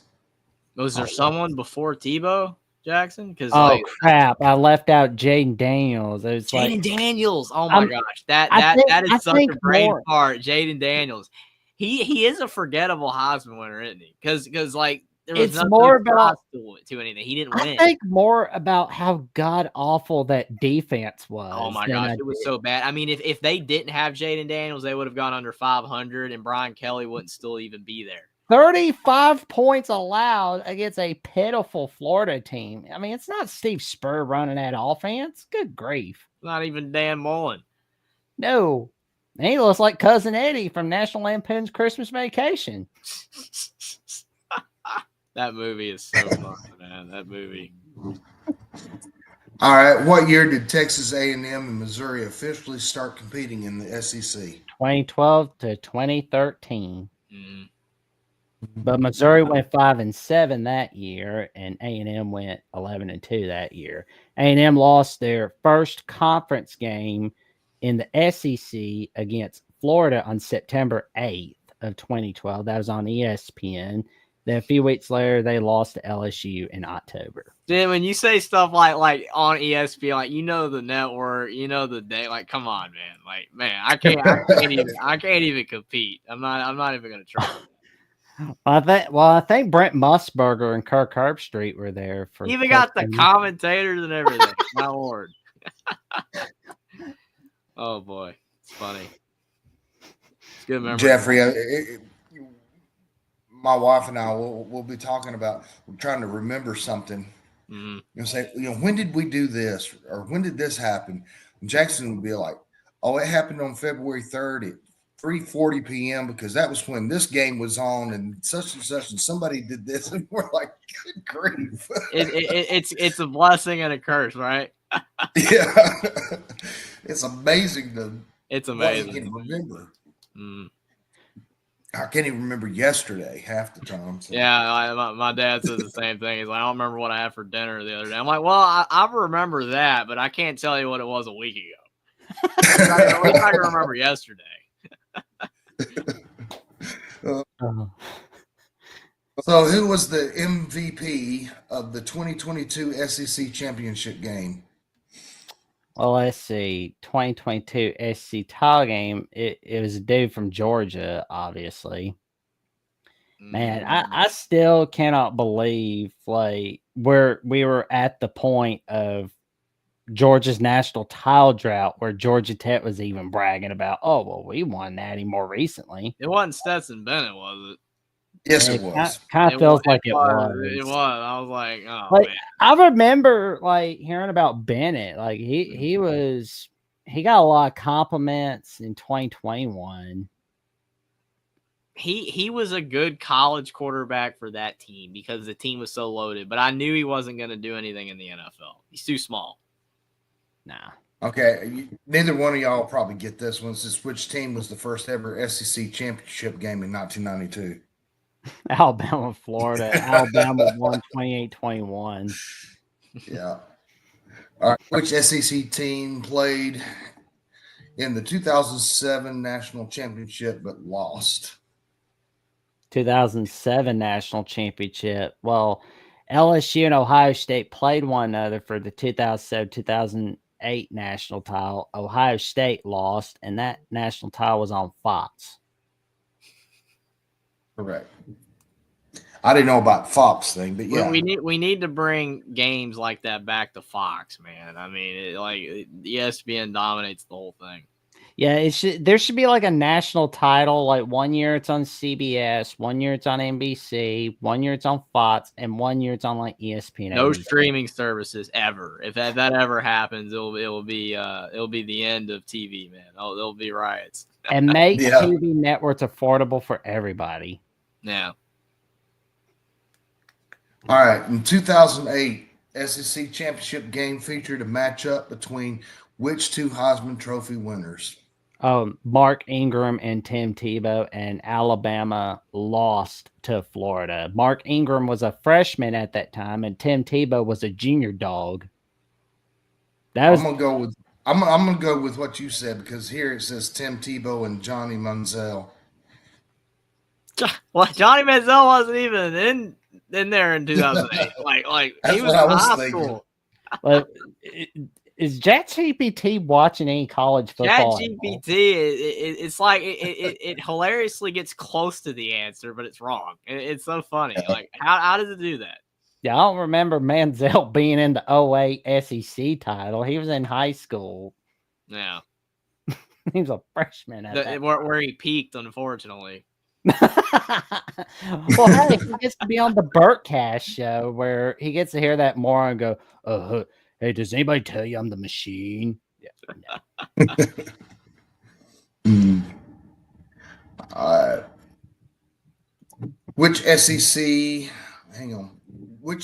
quarterback was the first freshman to win a Heisman Trophy? Johnny Manziel. Yep. I'll take that back. That's where he peaked. And then in his sophomore year for 2013, they went 9-4. Yo, they beat Duke. Yeah, you beat Duke in the Chick-fil-A Bowl, but you couldn't beat a ranked team in 2013. You couldn't beat Bama. You couldn't beat Auburn. You couldn't beat LSU, and you surely couldn't beat Missouri. I remember one game he had in the NFL where he was like 4 of 13 for 27 yards and like 3 picks. And I'm like, yeah, he's done. I mean, it's over. I don't think he ever played after that. Nope. Which SEC player won back-to-back Heisman trophies? There's no SEC player that won back-to-back Heisman trophies. That was Archie Griffin from Ohio State in the Big Ten, who won the Heisman 1974, 1975. Like, well, what's ChatGPT like? It is so hard to win back-to-back ones. Actually, that was the correct answer. There's never been one. Exactly. Yeah, see, that's a trick question, but Jackson deciphered through it. Yeah. I brought that genjutsu. Boom. All right. Which SEC school had the first number 1 overall NFL draft pick? Ooh, let's see. Is it multiple choice? Let's look at it. LSU, Georgia, Auburn, and Vanderbilt. It's not Vanderbilt, obviously. Yeah, like Vandy doesn't do anything. And well, that's the answer. Vanderbilt. Oh, Vanderbilt, really? Yeah. I don't know. Google it. Are you serious? Vanderbilt? I guess they do have something. Well, I mean, besides beating us this past year, but like they have something. I didn't know that. I know their baseball team's good. That's about it. Like they're good in baseball, but their football and basketball. Even though their basketball teams. Oh, Bill Wade. Bill Wade from 1952. Yeah, I definitely was not around for that. Yeah, like, I don't know. I know that 1952 is close to the what is it, Jackson? You know it better. It's a snow bowl or the ice bowl or whatever. No, the ice bowl was 1967. Well, it's still kind of close. It was a long time ago, but yeah, there was a dust bowl too, right? Or a dust bowl. I don't know. Well, I mean, Curly of the Three Stooges died that year, so I mean, I don't know. But I mean. It's like, but in all seriousness, it was like several years after the Rams moved away from Cleveland. I guess they didn't want to be depressed from being in Cleveland. I mean, I'd be depressed too. All right. Who was the first SEC quarterback to throw over 5,000 yards in a season? Let's see. I'm thinking Burrow's in the multiple choice one. Because it's Burrows. Burrow would be my answer. He had that season. I mean, yeah. Well, every game in 2019, he dominated everybody. I mean, he was just kind of slipping by under the radar 2018, but he got everybody where they at least expected 2019. And Ohio State lost 2 great I mean, I guess Ewers is considered close to great, I guess, but 2 great transfers in Burrow and Ewers. They could have used those guys, especially Burrow. Well, and from what I heard, his dad was betting money on him winning all his games, winning the Natty, winning the Heisman, everything. So it's like, man, Pop's got rich. Yeah, you imagine his son's influence in the games, right? By playing well. He should get in trouble. All right. What is the name of the rivalry between Georgia and Florida? World's largest outdoor cocktail party. Yep. Which SEC rivalry game awards the Golden Boot Trophy? LSU, that LSU Arkansas? Yeah. LSU. They ain't put it back on Black Friday like it's supposed to be on there. All right. What's the name of the trophy given to the winner of the Egg Bowl? Ole Miss, Mississippi Ole State. Miss, and yeah, that game got infamous for the dude that lifted his leg. That's all I'm gonna say, man. Oh yeah, he thought he was a puppy dog. Why did he do that? He ruined the game. They moved the field goal back the extra point, and he missed the extra point, and they lost. Well, he did do a good thing by doing that. You know what that was? Bringing Lane Kiffin to Ole Miss and Mike Leach to Mississippi State. Yeah, it worked out for both, right? Yeah, I mean, hey, these crazy things happen to work out very well for all. Robbery hasn't been the same since that game, though. That was an epic game. Yeah. So what's the name of the trophy? Ooh, man. I just noticed the Egg Bowl. Well, that, but what? Let's check out the multiple choice. Well, that would just give it away. It's the Golden Egg Trophy. Oh, okay. That makes sense. Egg, you know. I mean, egg is in the name. You know, that's fair. Well, Mississippi State's been pitiful, so. All right, so who was Tennessee's head coach when they won the first BCS national championship in 1998? 98, Philip Fulmer. Yep.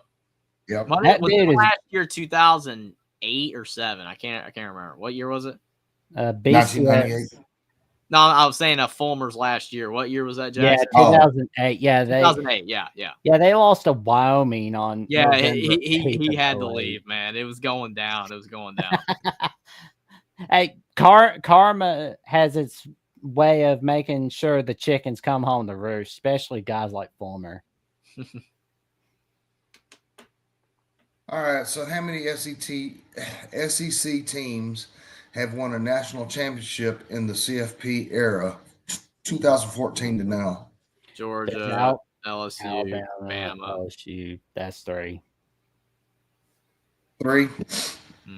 Yep, Alabama, LSU, and Georgia. Yep. Yeah, Auburn made the BCS in 2013, but lost to Florida State, and then and then what else? 2010 they beat Oregon. And they beat Oregon in 2010, but they missed it by a few years. Yeah, it's crazy though when you think about people talk about the SEC being so dominant, and it's mostly just Bama. In a crazy way, it's mostly just Bama. All right, which SEC player holds the record for most rushing yards in a single season? Ooh. Should be Derek. I would think. I'm thinking Derek Henry, Darren McFadden. I'm thinking somebody of that tier, but let's hear the multiple choice. What do you think, Jeffrey? I want Derrick Henry. I don't know. I don't think it's it, but I think it's McFadden or Henry. Honestly, I agree with Jackson. Okay, here's your choices. Bo Jackson, there's Fournette, Derrick Henry, or Herschel Walker. It has to be Herschel Walker because he was running. It's either McFadden, Henry, or Herschel Walker. Herschel Walker. Yeah, Herschel Walker was close. I thought about it, but I didn't think it was. I don't know. I guess I was just back then, it was harder to grind out yards, right? Because you ran the ball more often, and then today, I don't know. Nah, Herschel Walker was fantastic. Yep. All right, who holds the SEC record for most passing touchdowns in a single season? Burrow. Yeah, Burrow. Yep. Yeah, whenever it's the most passing, it's like Burrow instantly. Oh, yeah.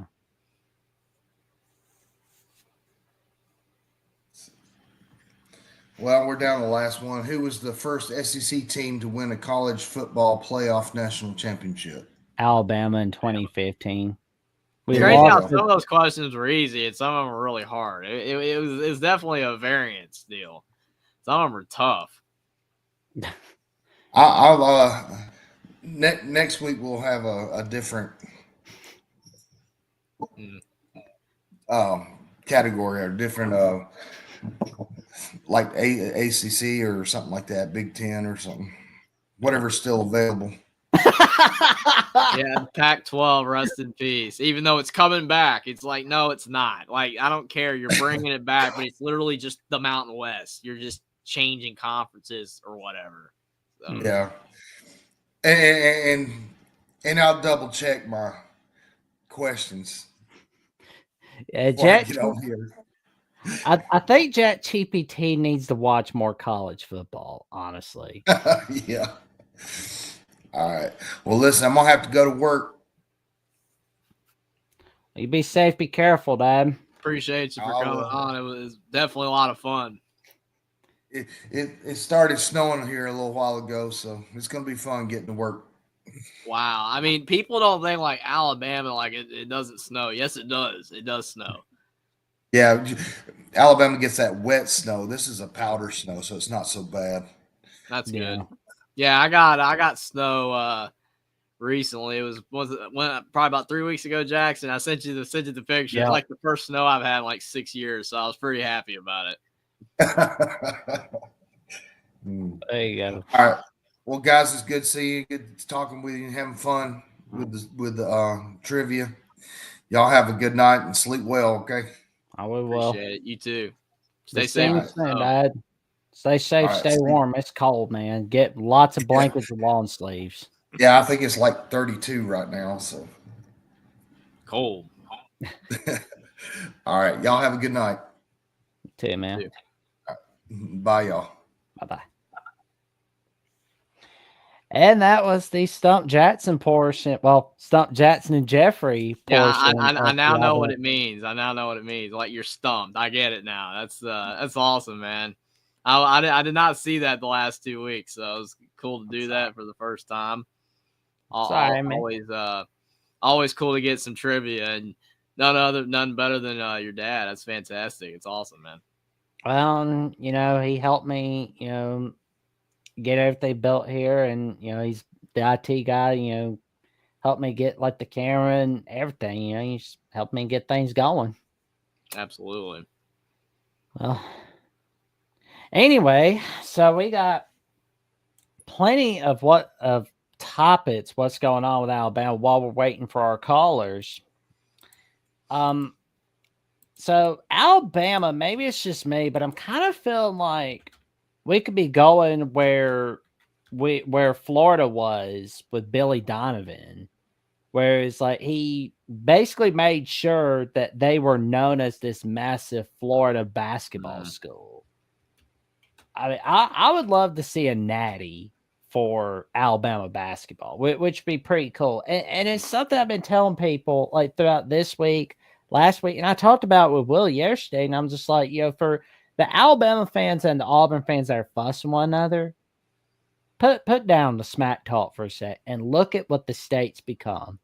10 years ago, it was not possible to be a top-notch basketball school in Alabama.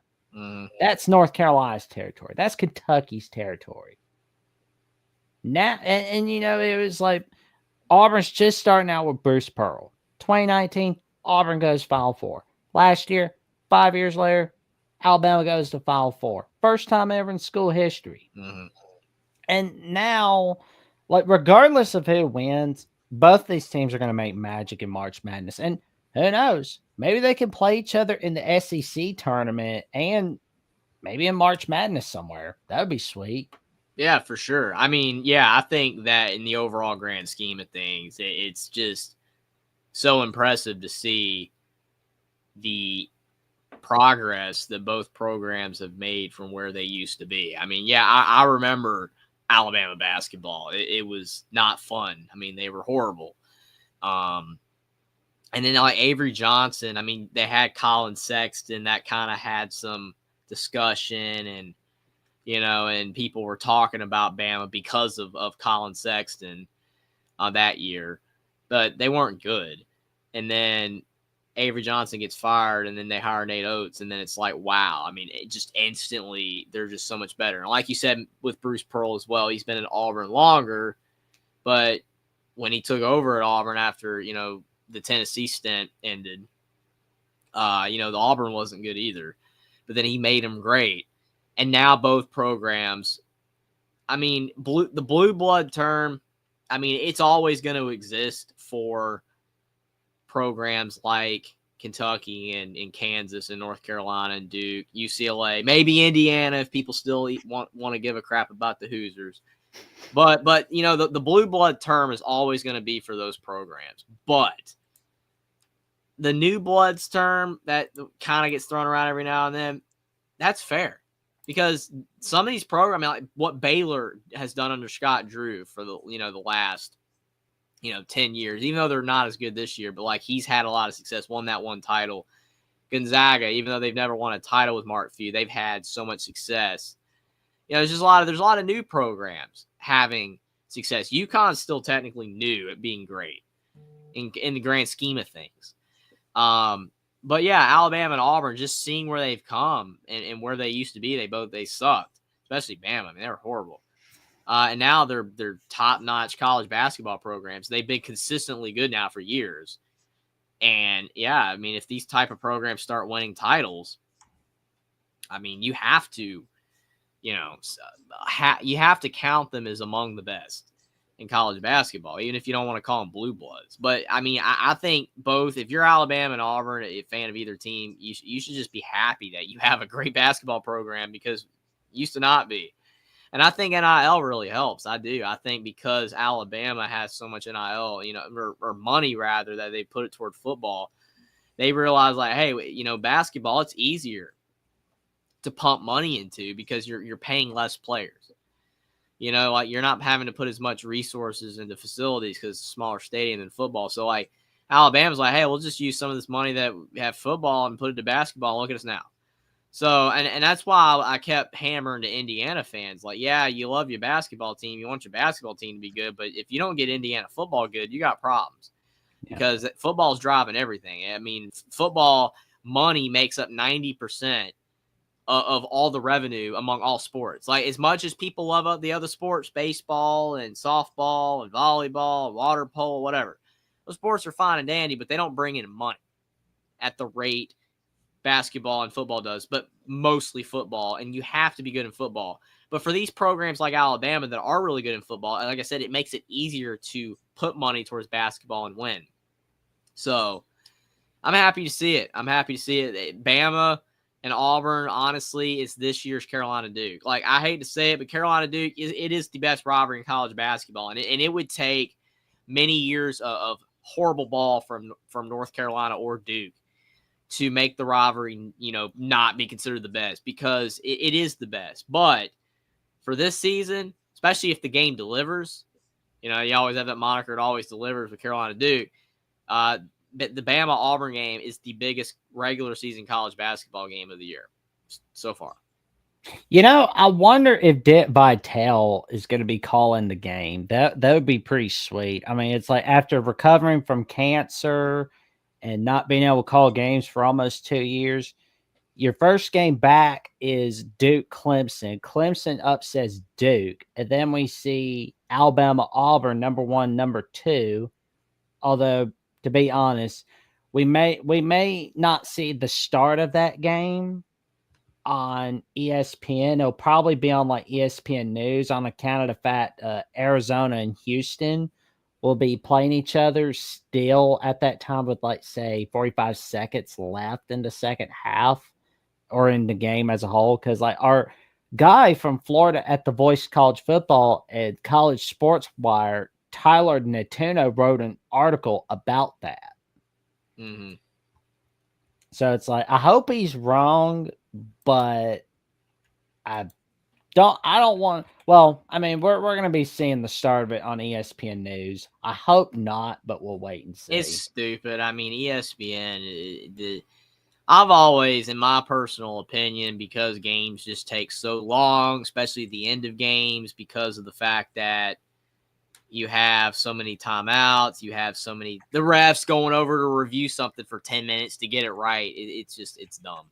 So the games last so long. I've always felt that there needed to be a 30-minute window between the games. Like have the 2-hour game and then 30 minutes, before the next game, where if the game goes to overtime or if it's taking a while, you have that gap. I know that creates scheduling issues. I'm not oblivious to that. I understand that it's more convenient, 2-hour, whatever. I understand that. But it's just so dumb because a lot of people don't have ESPN News. No. Or a lot of people don't want to flip the channel. You know what I'm saying? Or to have to find it. So it's like you want to watch this big game, and then half half of it you miss, or half the first half you miss because the previous game doesn't end. It's stupid, but that's a whole other thing. On the Dickie V comment, you mentioned him earlier. That would be great. I think it would be awesome if he did the game. The Duke Clemson game, it ended up being really good because, I mean, Clemson, showed up to play, knocked off Duke. It was a great game.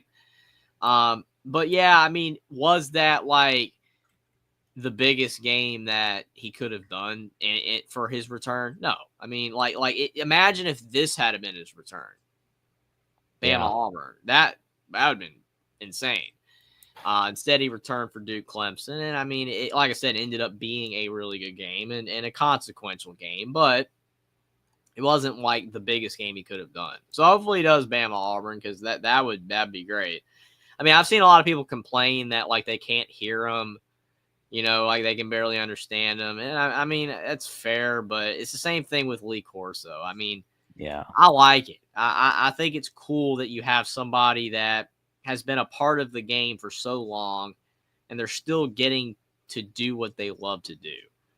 Whether they're not that great anymore, objectively as a commentator, yeah, I mean, Lee Corso and Dickie V, they're not very good anymore because they're so old, but I like it. And I think people that complain about it, it's overblown. I mean, there's not a lot of professions that you can even work at that age. I mean, like, I read an article one time. I know this is off topic, but I read an article one time about there was a lady who was a hairdresser or something. I think it was in Florida. She was like 99. I don't know if you heard about this, but she was like 99 years old and she was still cutting hair. And I mean, that's cool. Like even if she does a terrible job, which according to the people that actually still they went to her, to get their hair cut, according to them, she did a great job still. But yeah, I just think it's cool when somebody that's really old can still do what they enjoy, still do what they love to do. And I mean, it gives them a purpose. Like, I've seen a lot of people say, oh, well, old people shouldn't be working. Old people need to be retired. Yeah. Guess what? You know how boring retired life is? You do nothing. Unless you're rich and you got a golf course, like go golfing all the time or go on, a yacht or whatever. Most people, when they're old and they're retired, they just sit on the couch and they do nothing. And then they die. Yeah. So when you're old, keep living, keep doing what you enjoy. Now, unfortunately, there's some things you can't do, but in the case of commentating, cutting hair, obviously you still can, and I think it's great. Well, Alex Trebek, for example, like when he was diagnosed with stage 4 pancreatic cancer and announced in March 2019, like he pretty much did Jeopardy until like 10 days before he died, really, because it was like he pretty much did it for the rest of his life. Like he did what he loved doing. That's an example of people that do what they love, doing what they love doing until the day they die.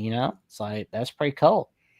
And and you mentioned Lee Corso from College Game Day, and it's like I really hope that Dick Vitale is with us for many more years to come, because it's like the man is basically the voice of college basketball. He is for ESPN anyway. I mean, when you think about like the network, I mean, he's been with them since on basically the beginning when they were a fledgling network, and he was one of the major voices for ESPN. So yeah, I mean, he definitely is. I mean, there's been a lot of great voices for college basketball, but Dickie V is up there. I mean, I'll still never forget 2011 Indiana, Kentucky. I mean, the ending of that game is just Watford for the win, and then he's like, "Whoa, are you serious? It's unbelievable!" Oh, it's just great. I love it. Like that game and how iconic it was. I feel like it wouldn't be as iconic without Dickie V on the call. I don't. He's had a lot of iconic moments, not just that game. So many Carolina Duke games, tons of games. So Big East and so much more, and it's a shame. And I was just scrolling through the announcer schedules, and it looks like Dickie V's not calling Alabama Auburn. It's going to be Dan Shulman and Jay Billis. That's fair. But we're going to see Dickie V at Duke Stanford because he really loves Duke, of course. So, I mean, it's like, I'm not too crazy about it, but he was like posted about it like it was the Duke, most exciting. Stanford. Yeah. I And mean, it's like, Duke, Clemson, you could I Oh, could make an dude. argument for, but Stanford. Like I I know know. they beat in UNC, but that's because UNC stinks this year. My team's bad. Well, I mean, you know, if he wants to call Duke games, that's cool. I mean, Yeah. no problem. But I definitely would have preferred the Bama Auburn game because like that's the game You of the got, week. we got to take the old man to Tuscaloosa, man. And we got to take the old man to Auburn. Like, You come can't on. go to Bloomington, unfortunately, because the Big Ten are on ESPN. You're I going to get. You're gonna give that old man a stroke with the way Indiana's been playing. Hey, I don't care, man. Not. I don't want him getting a stroke, but like I don't care how bad Indiana's playing. I want him in Bloomington. I don't care how Exactly. bad they've been playing. I want him back at IU. I know, I right? want him back at Carolina, but again, both teams are no good, man. Carolina and Indiana both they're terrible. There we go, man.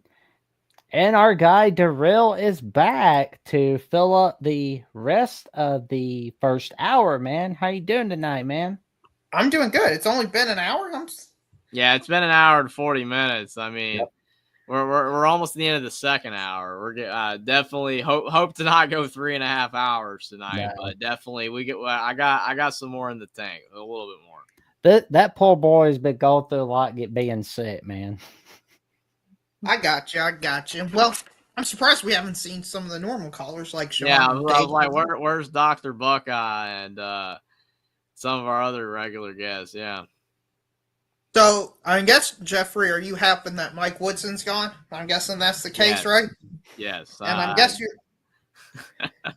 I was going to say it's kind of weird about the SEC. I was going to talk a bit about what the show's about. We're kind of turning into a basketball conference, and we're just an everything conference. We're kind of like the Pac-12. Seriously. I knew you were going to say that, Darrell. I mean, 14 teams projected in the tournament field out of 16 is just it's unreal. I don't think that will hold. I don't think it's possible that it can hold, but that is impressive that 14 out of the 16 are actually in the tournament field right now. Yeah, well, what's crazy about it is, like, because of how weak the bubble is, I don't think it'll hold on. But I know there's a few teams making pushes. Like, Kansas State's probably the most prominent of the group of teams making significant pushes toward the bubble. I don't see a lot of teams that can really make a push. Because Indiana, if you're maybe, I mean, we're trying, right? Maybe, but like Arkansas, if they go 8-12 in the SEC, 9-11, they're probably in, right? I think Arkansas is going to make it. The team that I'm not, Georgia's fading. They're fading. I don't know if they'll make Oklahoma fading again. Oklahoma fades every year. What is up with Oklahoma? They start out great and then they fade every freaking year. Yeah, it's weird, but I guess we can say mid. No, they're not. They're way above mid. Everybody they were the mid. Arkansas was mid, but now Arkansas is like. No, hold on. Nobody in the SEC is mid. Even Arkansas went out and beat LSU is not good, and South Carolina's not good. Those no, South Carolina's good. They beat Clemson. South Carolina, Indiana beat South Carolina by 16. Yeah, but look at all the close games South Carolina's played. They've played close games about basically everybody in the SEC. I mean, so you're basically saying that they're the equivalent of West Virginia in the Big 12 that year when the Big 12 had like everybody in the tournament field and somebody had to lose. Yeah, that's fair. Right. That's fair. Right. I mean, if you put South Carolina in the ACC, they would be in that Clemson-Louisville tier, in my opinion. They could be legitimately the second best team in that conference. I mean, that's fair. That is fair. Probably. Another dig I was going to make is, I guess, the Big 12 strategy of being terrible at football and being great at basketball hasn't worked out, has it? Because not only is the Big 10 probably they definitely aren't the best conference. They're probably not even the second best conference. I would take the Big 10 over them today. Yeah, the Big 12 is, I think, ranked third. Which is in the Ken Palm rankings or whatever, or the conference rankings through somebody's metric. They're third. yeah, which kind of shows Brett Yormark's strategy of going all in on basketball hasn't worked out. I think we can just objectively say it hasn't. Well, I mean, worked you out. have to go where the money is. I mean, that's why I kind of touched on it earlier, like about how football makes up 90% of the revenue. The other sports don't matter. I mean, at Vanderbilt, being good in baseball doesn't do anything for their athletics department. Them being good in football and basketball would. Right. So, yeah, I agree. I mean, being a basketball conference, like the Big East, they have to be a basketball conference. yeah. It's going to be interesting to see how their conference, continues. Like how relevant are they going to be in 10 years from now? Yeah, but they don't finance football. Yeah, they don't have football. So I'm saying, so they have to rely on basketball. But are they going to continue to be good if these other conferences pass them? But yeah, the Big 12, they had the opportunity to, have football be better, but they haven't. So yeah, I agree with you. I mean, the Big 10 and the SEC is just dominating in everything at this Right. point. And I think going forward, that's the way it's probably going to be. Do you agree with that assumption? Absolutely. The ACC's toast. The ACC's heyday's over. It's done. I don't think it'll ever come back. I'd be shocked if it did in basketball. They don't have money. They don't have the money. Duke, I mean, they'll probably be good as long as they can continue to just recruit like crazy. They'll be fine. Well, yeah, their fans care and their administration cares. So North Carolina, if they get it together, but like there's nothing else, man. I mean, Clemson. I mean, like people talking about Brad Brownell being an elite coach now, which is hilarious. After like 5 years ago, people said he should have been fired. I don't think he's bad. I just think, like, to your point about South Carolina being in the Clemson tier if they're in the ACC, I think he is benefiting from the ACC being trash. Somebody has to win. Right. When you've got like 3 or 4, I think it's 4 or 5, maybe only 3 programs that are under 500, not just in conference, but overall, you're bad. You're just objectively bad because you have like 6 or 7 quote unquote pie games. Yeah. So I mean, like, if Indiana was in the ACC, Mike Woodson probably they'd be like 20-6 or something. Probably instead of 15-10. I mean, because they're like the teams at the bottom of the ACC are trash. Like Miami is objectively dog crap. Yes. They are so bad, and it's unreal considering 2 years ago they were great. Now, what happened to that Life Wallet guy? The dude that was shilling out all that money to Wong and Pack. What happened? I mean, they suck. Well, their head coach quit during the year. Well, I know that, but he left because he knew, like, man, my team stinks. Like, it's bad. I didn't get anybody. Because he lost Wooga Poplar to Villanova. I know that. And I think they lost. Like, the whole team was gone. He didn't keep anybody.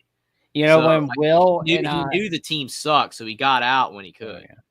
When Will and I do our buzzer beater shows on Wednesdays on mine and Will's personal channel, we don't even pick the Miami games. They're that bad. Dude, Miami, I cannot even begin to say how bad they are. And Syracuse is not very good. No, they lost to Miami. That's how bad they are. They just lost to them. Yeah, I mean, Boston College is just infinitely bad.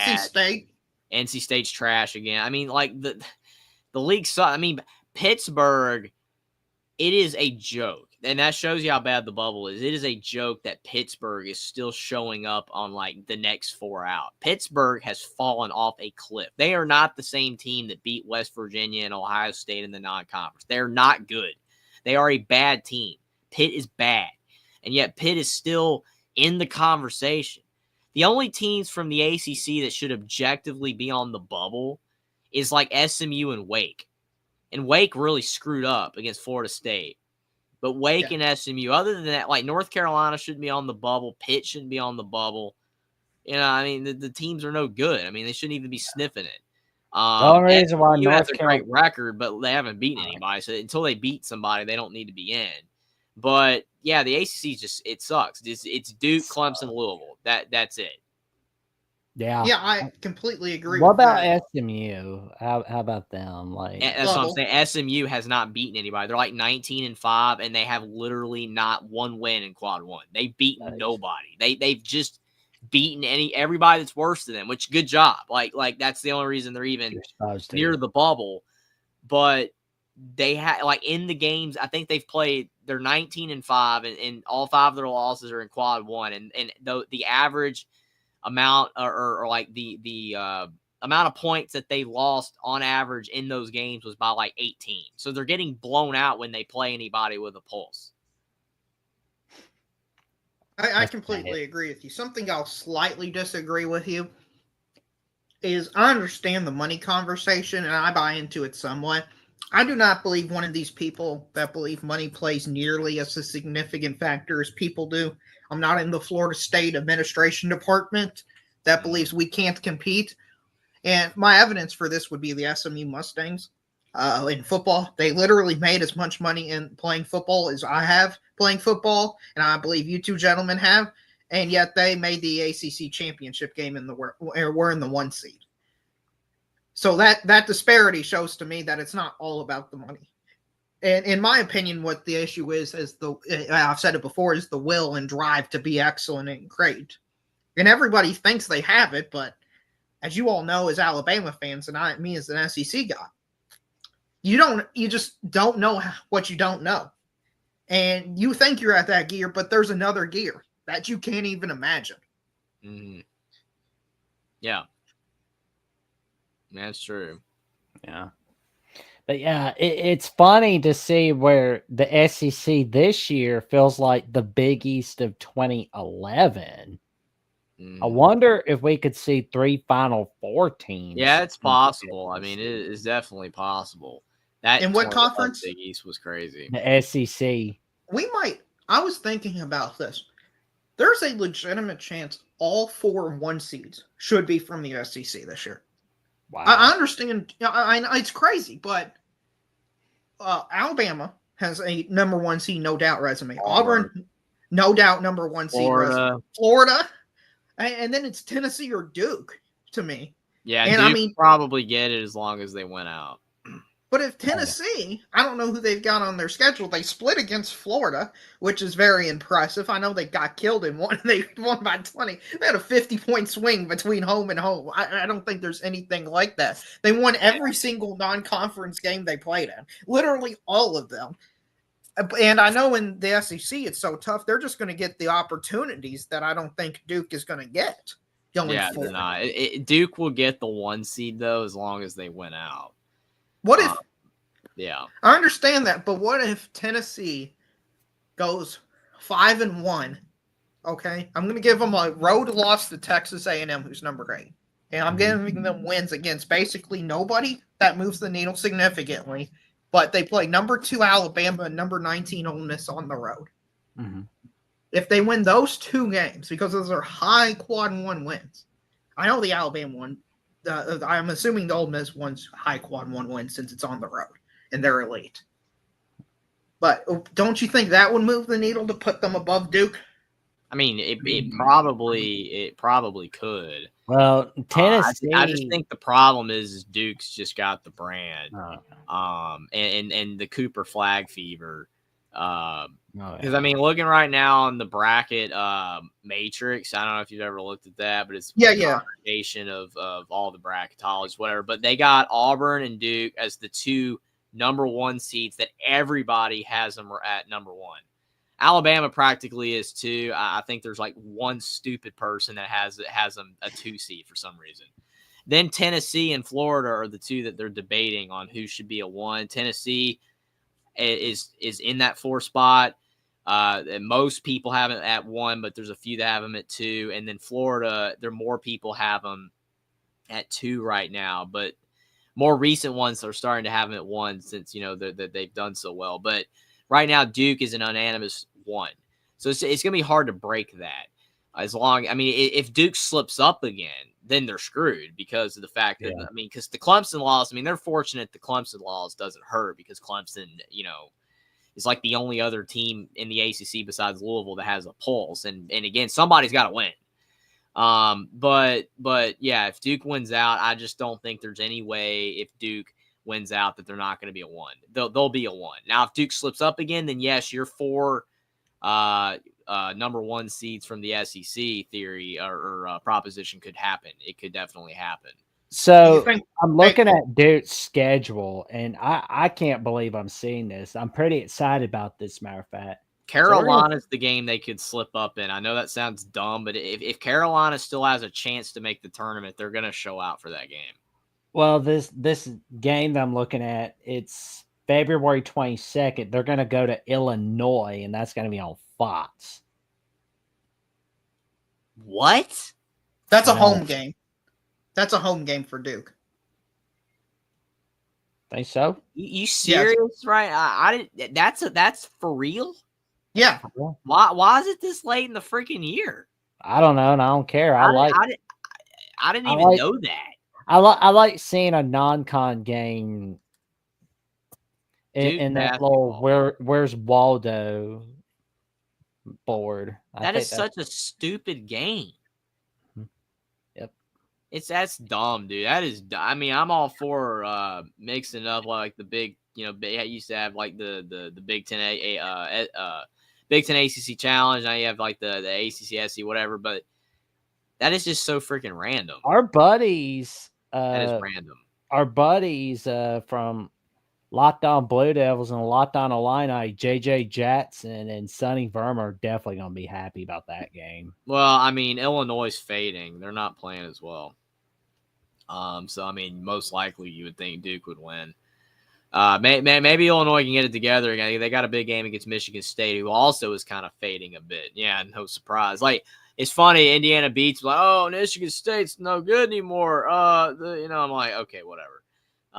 You're just saying that because Indiana beat them, but yeah, I don't know. That's a weird. I mean, I'll definitely be tuning into that game. It's just a weird game. It's just really late in the season. That's weird. There we go. Word of the night: fade. Yeah, I guess I mean I like it. I like seeing different things. I like the exhibition games that happen at the beginning of the season. I didn't realize Duke was going to be like a unanimous number 1 seed though by everybody. I thought somebody would have put them on the 2 line, but I guess those wins and non-conference plays against Auburn is probably the reason they're a unanimous number 1 seed. But I mean. And they did beat a decent Arizona State team, but they lost to they split basically their 4 big non-conference games. I don't know. To me, I value top line success, especially if you're a 1 seed. I just value those quad 1 wins. Like my university, the Kentucky Wildcats, have 8 quad 1 wins. 8 quad 1 wins. Yeah, I mean it's unfair. That's why they're practically a lock, despite being 17-7. Like in theory, if you're 17-7, you could lose out, not make the tournament. But I think even if Kentucky somehow lost every game between here on out, they'd still get in because again the bubble's so weak and they've got all those quad 1 wins. Because I remember the year Indiana had Romeo Langford and they did not. They were like the second team that didn't make the tournament. Indiana was like 17-15 or something like that, or 17-15, but they had like 6 quad 1 wins, so they almost got in anyway, but they didn't. Right. I think that's going to be Ohio State this year. Yeah. I think they're just. I'm not a believer in them. I know they beat Kentucky and Purdue early on in the season, but they're just watching them play has not impressed me the entire season. Like they just haven't looked like they've improved at all from the beginning of the season. They're a team that looks like they peaked in November and just stayed the same. They don't look like a team that's young and has improved throughout the course of the season and matured. The only argument, the only thing that I will do to defend Ohio State basketball is in the fact that the stretch of games, I think it was around the Indiana game, and sucks to say that it was, but I think they had like 3 guys out hurt. So that definitely impacted their team because they were completely healthy when they played Kentucky Yeah. at the beginning of the season. But yeah, I mean, looking at some of the recent games, I mean, they did beat Maryland. That's decent. Blew out Washington. They're Lost at terrible. Illinois. Well, I mean, they beat Purdue on January 21st. That's a good win. Yes. I mean, they're decent. They're a decent team. I mean, they're just not consistent. They have a lot of young guys. They've had some injuries. I mean, they're decent. I don't think Diebler is as good as people thought, but I think they're all right. And plus, again, the bubble's just so weak. As long as Ohio State, because they wrap up the year, they have Michigan at home, Northwestern at home, at UCLA, at USC, Nebraska at home, and at Indiana. If they win out of that's 6 games. If they go 3-3, they're in. If they go 18-13, they're gonna get in. But if they go 17-14, then it's kind of in the Romeo Langford Indiana year thing where they might miss it, but we'll see. Do you think if they lost a tournament game at going 3-3, because I think 3-3 is most likely. I think just based on looking at that schedule, but it's college basketball. You never know with college basketball. I think the games they have the best chance to win, probably Northwestern at home, at USC, and probably Nebraska at home. Michigan at home, that's a swing. That's tough. At UCLA is not easy, and honestly, at Indiana is. We don't know what Indiana's going to do. And it's Assembly Hall. It's always tough to play there. And if Indiana actually gets their crap together and tries to make a run here, it could get interesting because, again, when Assembly Hall is good, it's not easy to play there. I mean, we've seen Indiana play well at times this year. They've also had times where they didn't show up either. Yeah, but that's the thing. That's why Mike Woodson's getting fired. That's why he needs to go, because he does not consistently get the players ready to show up. The Illinois game, oh my God. The Iowa game, Lord. What about that Louisville game? Yeah, had a player allegedly at a blackjack table the day of the game. Yeah. Did you see that? Yeah, Galloway. Galloway just I don't understand. He does not strike me as a guy that would do that because he doesn't, but they have footage of it, so I don't know. It's bizarre. I don't know. All I know is that Indiana has been so inconsistent, but when they show up, I mean, the Maryland game, they played great in that game, and then Woodson blew it. That game is what got him fired. The play calling at the end, he screwed the game up. They played hard against Michigan. Played hard against Purdue. They've been playing better recently, though. That's the thing. When you look at the blowouts, all of their blowouts happened a month ago or longer. Like, they haven't been blown out since. Maybe the Wisconsin game, but kind of kept it interesting. But I'm just saying, like, looking at Indiana's schedule, they're in Ohio State's boat, where I think if they go 3-3 the rest of the way, they get in. Hey, do you think they also have to win a tournament game? Maybe I think Indiana probably has to win one, whereas Ohio State probably doesn't. But it's maybe one. They probably need to go on a run in the Big Ten tournament. I don't think they do. I don't because the bubble's trash. I think if Indiana beats UCLA somehow, if they beat Penn State and they beat Washington and then maybe Ohio State, so 4-2. If they go 4-2, they won't need a Big Ten tournament game. If they go 3-3, then they'll need one. Well, the 4 you're most likely to win is the bottom 4: Penn State, Washington, Oregon, and Ohio State. I think UCLA is more likely than at Oregon. I don't know. UCLA had a rough start of the season, but since Mick Cronin called his players soft, they've seemed to hit another level. It reminds me similar of the St. John's team last year with Rick Pitino, where in the first half of the season, they just completely were just fumbling over themselves. And then the coach called them out, and now they've turned it around completely. Obviously, this UCLA team's better than that St. John team because they're going to make the tournament, but similar style to me. I don't think we can. That is true, but I will say, though, the one thing about UCLA is that they have not won a road game in the Big Ten outside of the West Coast. When you look at their travel, when you look at their schedule, they lost at Illinois. They lost They lost against Rutgers on the road. They lost at Maryland. They lost at Nebraska. But then when you look at the games they won on the road, they won at Washington. They won at USC. And all of their big wins, they beat Oregon. They beat They Michigan couldn't State get it at done home.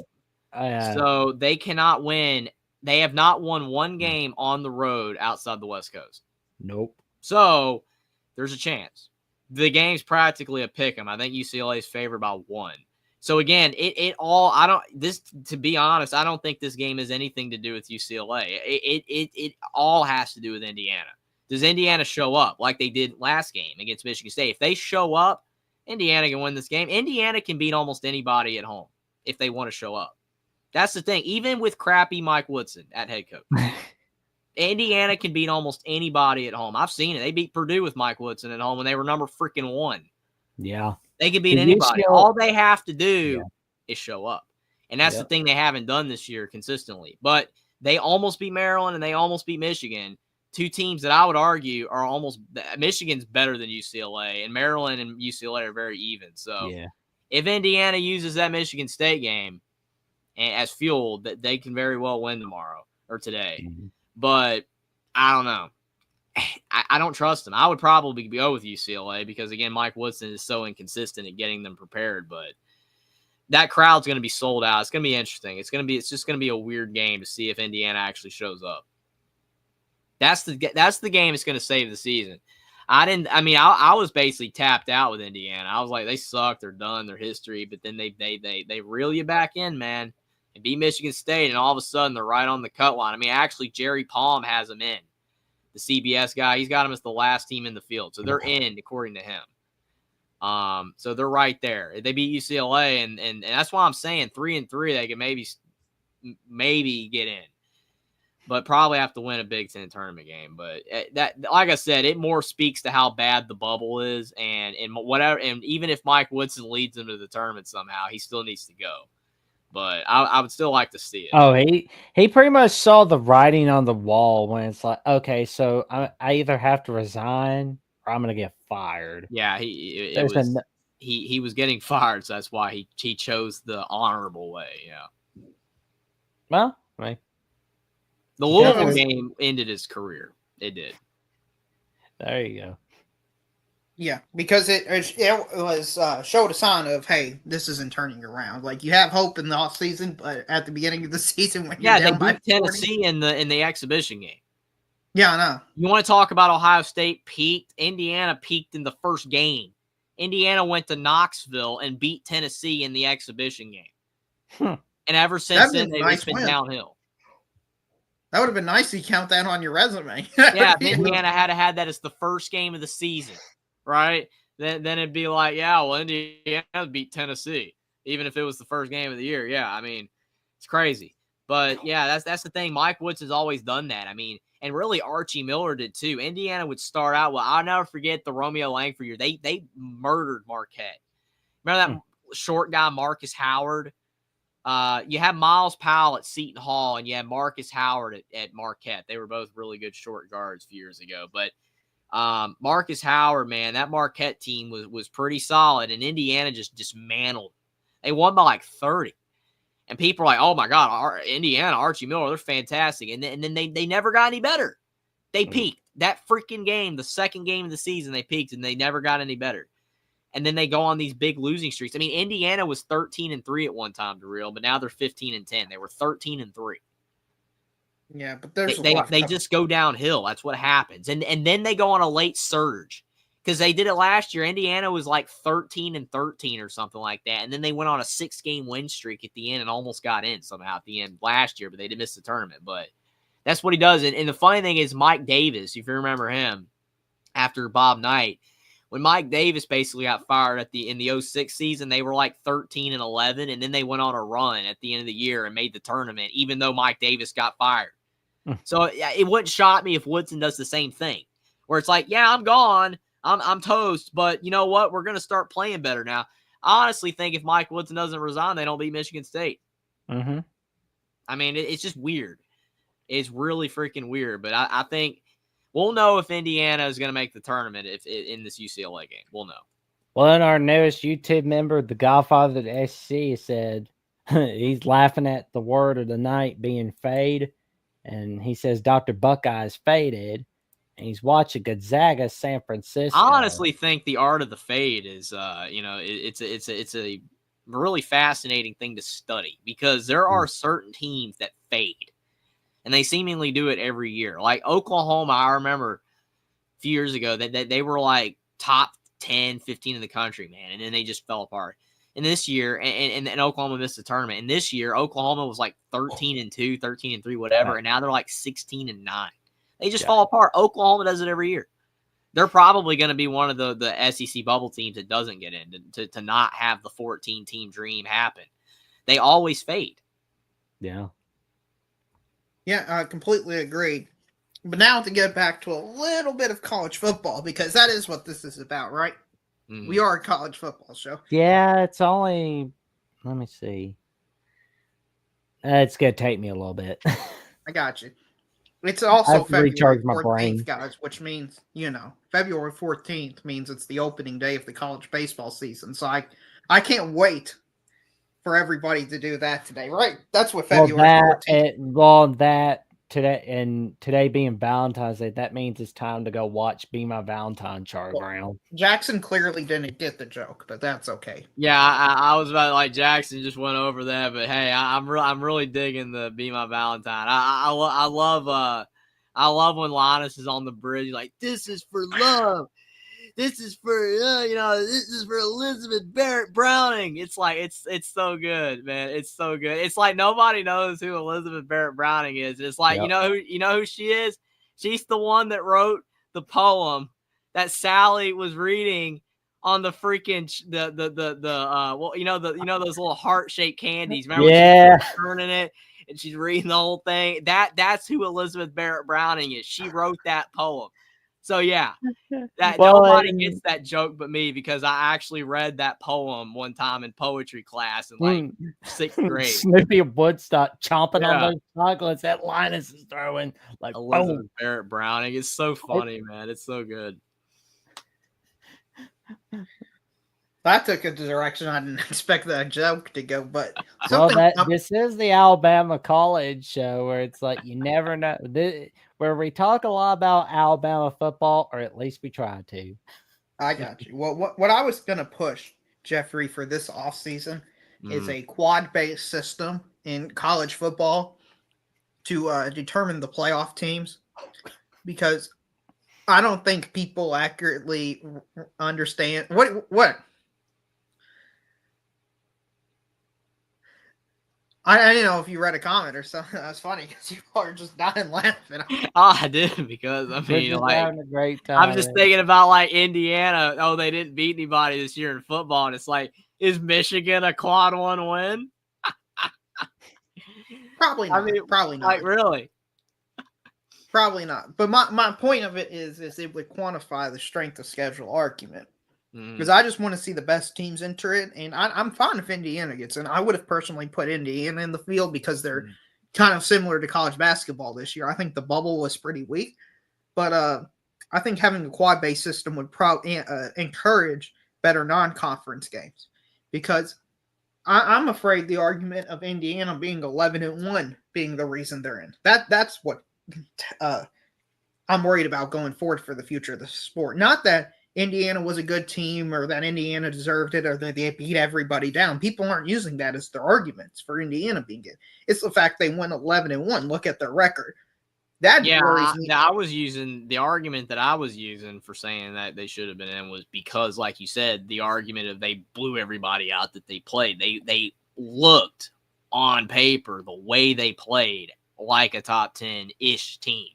That was my argument. I never used the 11-1 because you could be 10-2 and get in. But I was like the way they looked. I mean, Alabama clearly was one of the 12 best teams on paper, but did they look like one of the 12 best teams for the vast majority of the season? No. Heck, Ohio State didn't even look barely like a top 10 team half the time against Nebraska and some of those other teams, and especially Michigan, but then they woke up. Was Indiana as good as those teams? No, because they didn't have the talent, but they played like it all year, even if they didn't play good teams. So Right. I don't know. People you always use the wrong arguments, but yeah, I get your Right. point. Well, my thinking is I want to have a smarter, more informed college football dialect. And if we use the net formula, because the net formula takes into account margin of victory and predictive analytics. So Indiana beating these teams by 50 and 60 points consistently is going to show up in their net ranking. And it's going to help improve them. That's why one of the reasons I'm in favor of the quad system. Because even if you're playing middle of the road teams, if you destroy them, you're going to be ranked above teams that just consistent, are up and down.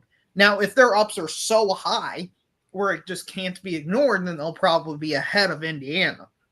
But then Indiana can look at it and say, well, maybe we shouldn't have canceled that Louisville game. I just want to see great non-conference games. I want to see. I'm very worried about the Ole Miss, what they're doing of canceling the USC game and that being the normalized. They robbed us with the Lane Kiffin storyline. Right. I don't want that to be the future going, but I was like, if you're an Ohio State fan this year, you have 3 games you can legitimately lose. If you lose to Texas, who's probably number 1, Penn State, who's probably number 2, and if you lose to Michigan again, are we saying, well, they're 9-3, therefore they're just automatically out? I don't think that should be the case. Yeah. I think there should be some 9-3 teams that make the field. Now, it's very rare that it's going to happen. It's only a few select teams that it happens to.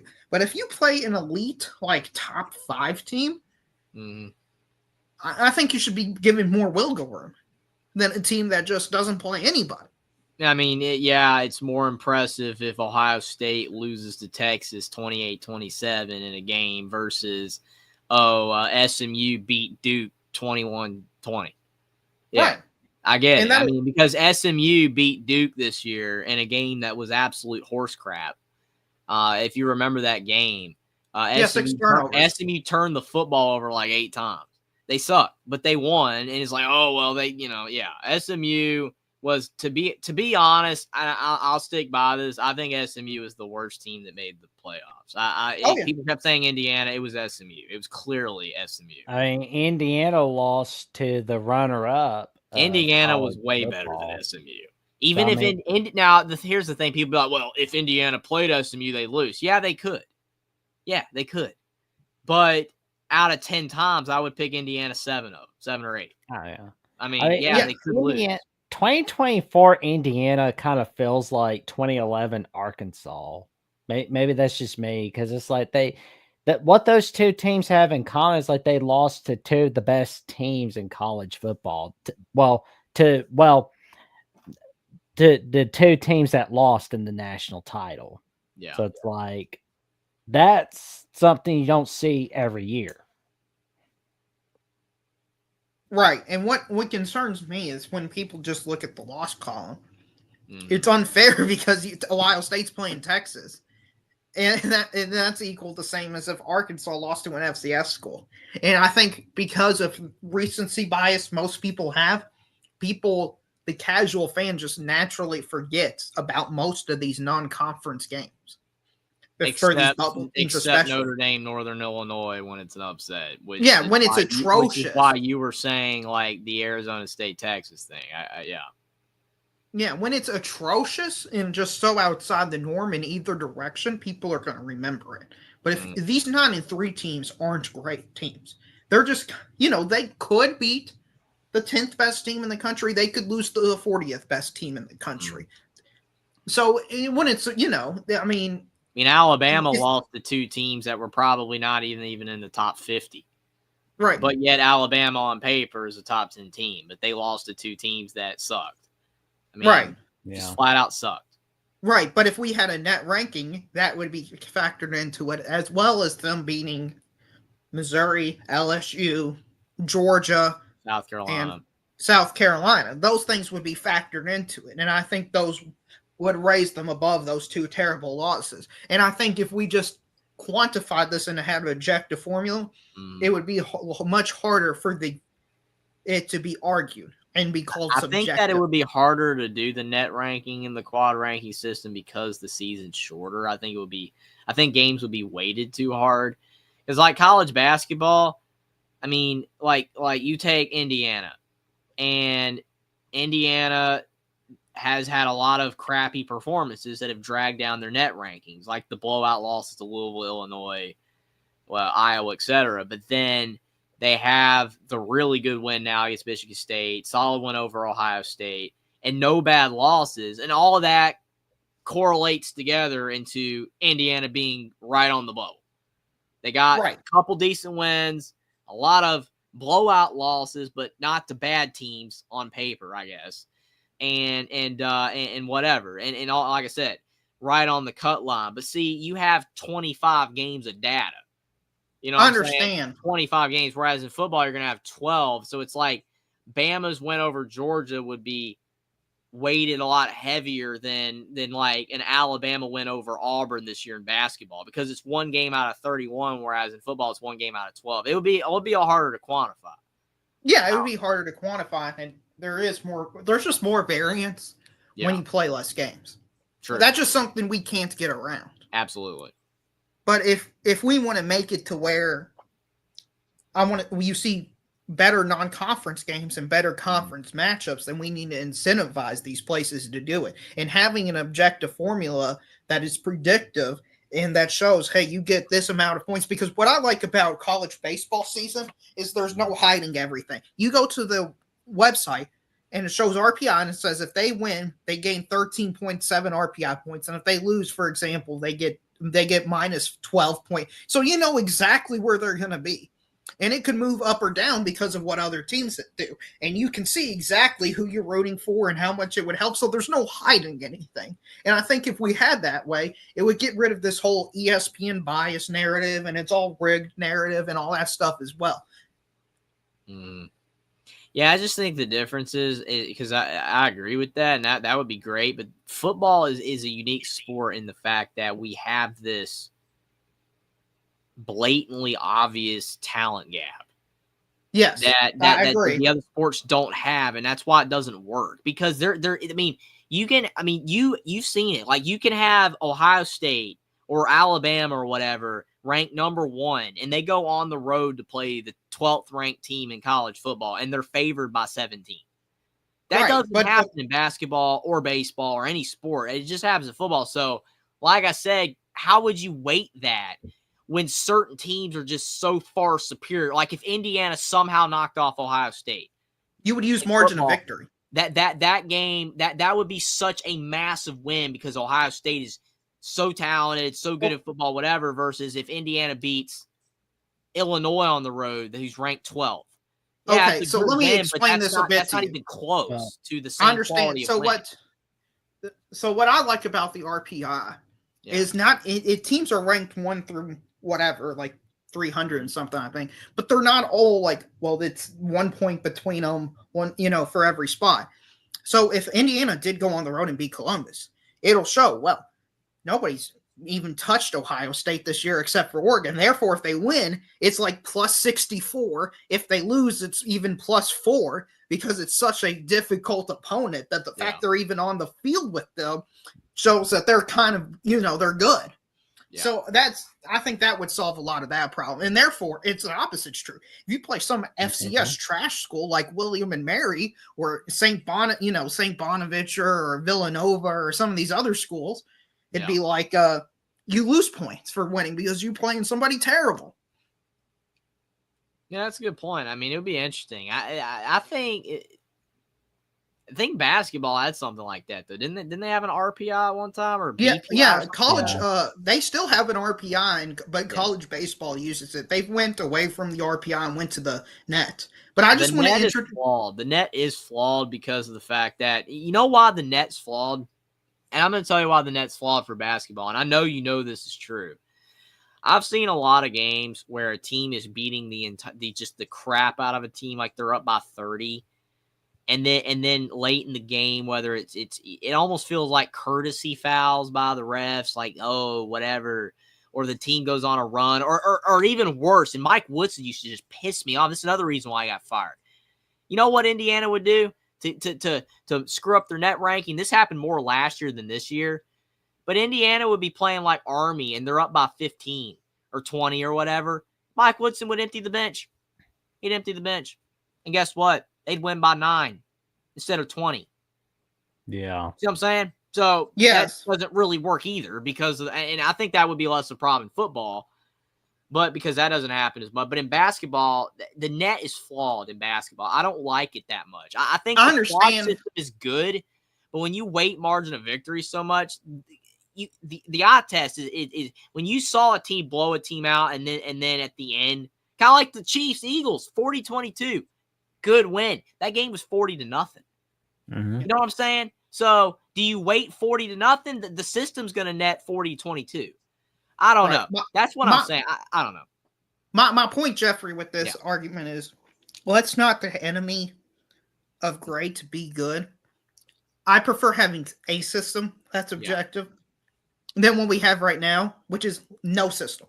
We have basically no criteria. I know the committee says they have criteria that they use, and I believe them, but we all kind of know, or at least I believe, they pick and choose their arguments. But if you got objective criteria that they have to follow, it's going to be harder for the committee just to subjectively pick the teams. Yeah. Yeah. Well, DeVille, what else on your mind tonight, man? Oh, I was going to ask this for Jeffrey as well. And I think I figured out the reason why I don't like college football as much. And I want to see if you agree, because me and you are just on the same wavelength of this. Mm-hmm. College football has an identity problem. Mm-hmm. We don't know what we are. And I think every game we talk about, it gets to that issue. Because what made college football great, and what makes college football my favorite sport up until, honestly, this year, is it's the most important regular season.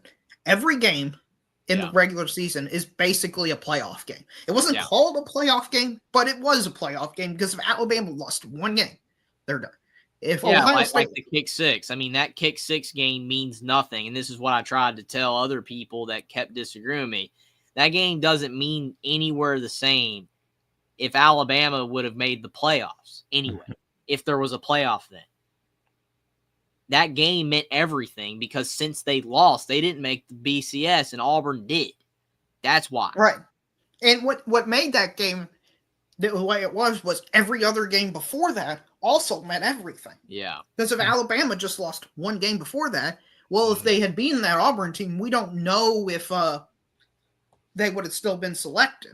Yeah. I mean, they would, So that's people my trashed me for saying that the Notre Dame Northern Illinois game didn't matter. I mean, I got trashed for saying that a few shows ago. I said the Notre Dame Northern Illinois game did not matter. And they're like, yes, it did. They lost and they could blah, blah, blah, blah. And it's like, because they won the rest of their games, they made the title game. Well, and whereas before, that game would have just wrecked their whole season. Yeah. Completely wrecked it. They blew it. But now you can afford to lose to a crappy team like that, and your whole season's still fine. So it doesn't matter as much anymore. Right. And my concern with the reason I think the identity thing is so important is we went from, the regular season, if you lose one game, that's kind of too harsh because Oregon beat Ohio State by 1 point.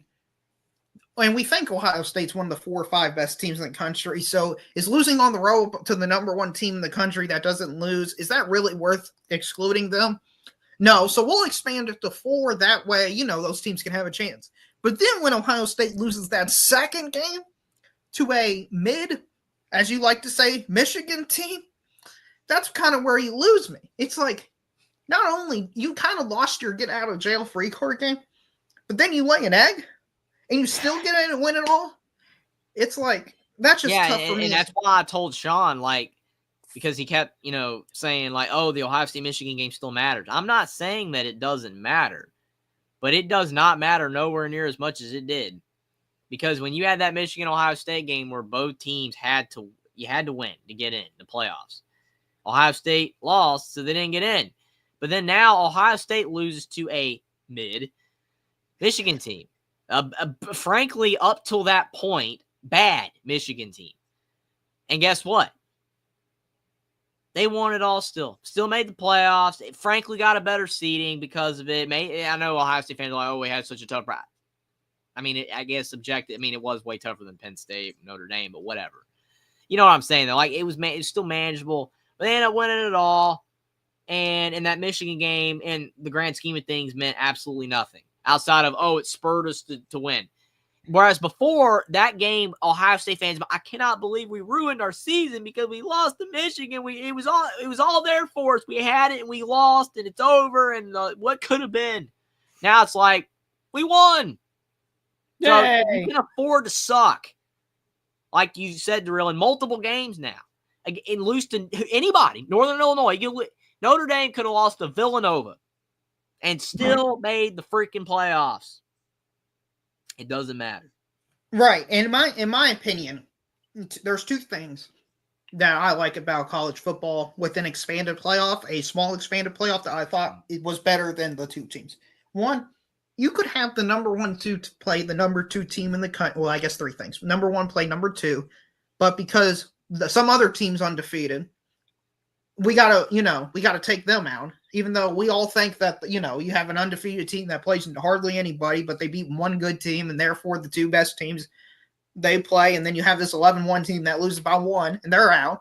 And then what happens also, something I also do like about the playoffs, I kind of lost myself in that rant, but I like the opportunity and the chances it gave is basically what I'm distilling it down to.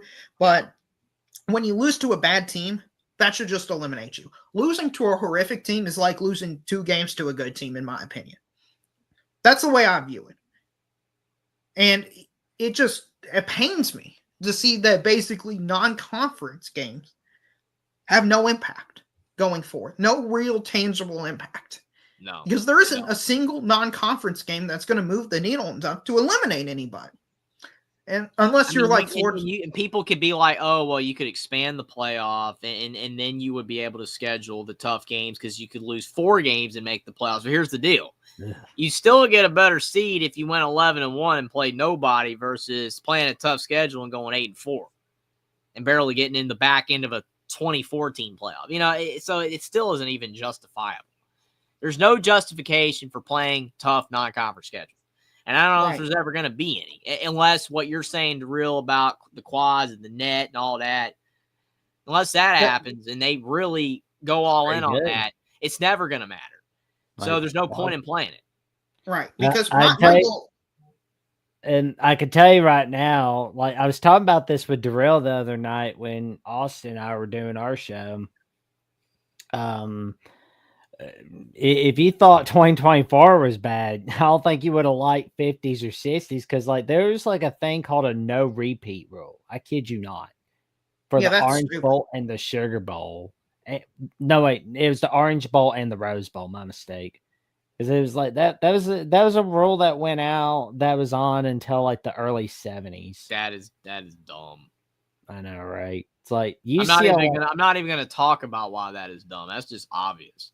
Like 1954, like that was a terrible season, like for those that were affected by that rule. Like Oklahoma was in the midst of that winning streak with Bud Wilkinson. They smacked Nebraska off the face of the earth, but then Nebraska goes to the Orange Bowl because of no repeat rule. I always laugh about like old bowl history because of the fact they always talk about like the Big Ten. Like a lot of the middling team, like Indiana, doesn't have a lot of bowl,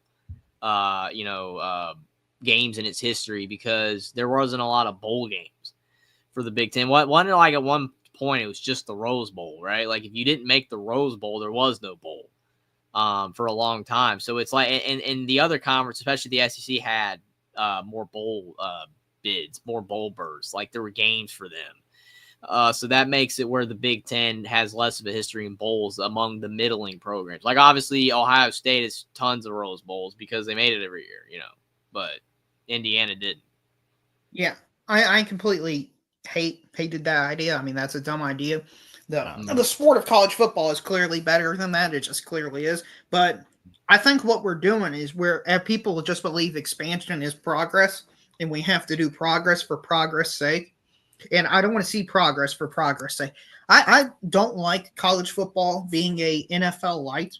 Yeah. And I don't even think most of the pro expansionist people that are in our space, the hardcore fans, even understand that's what it's basically become. But it's like when the Chiefs last year, not this Super Bowl, but the one before, lost to the Raiders, but still went on to win it all. I didn't care.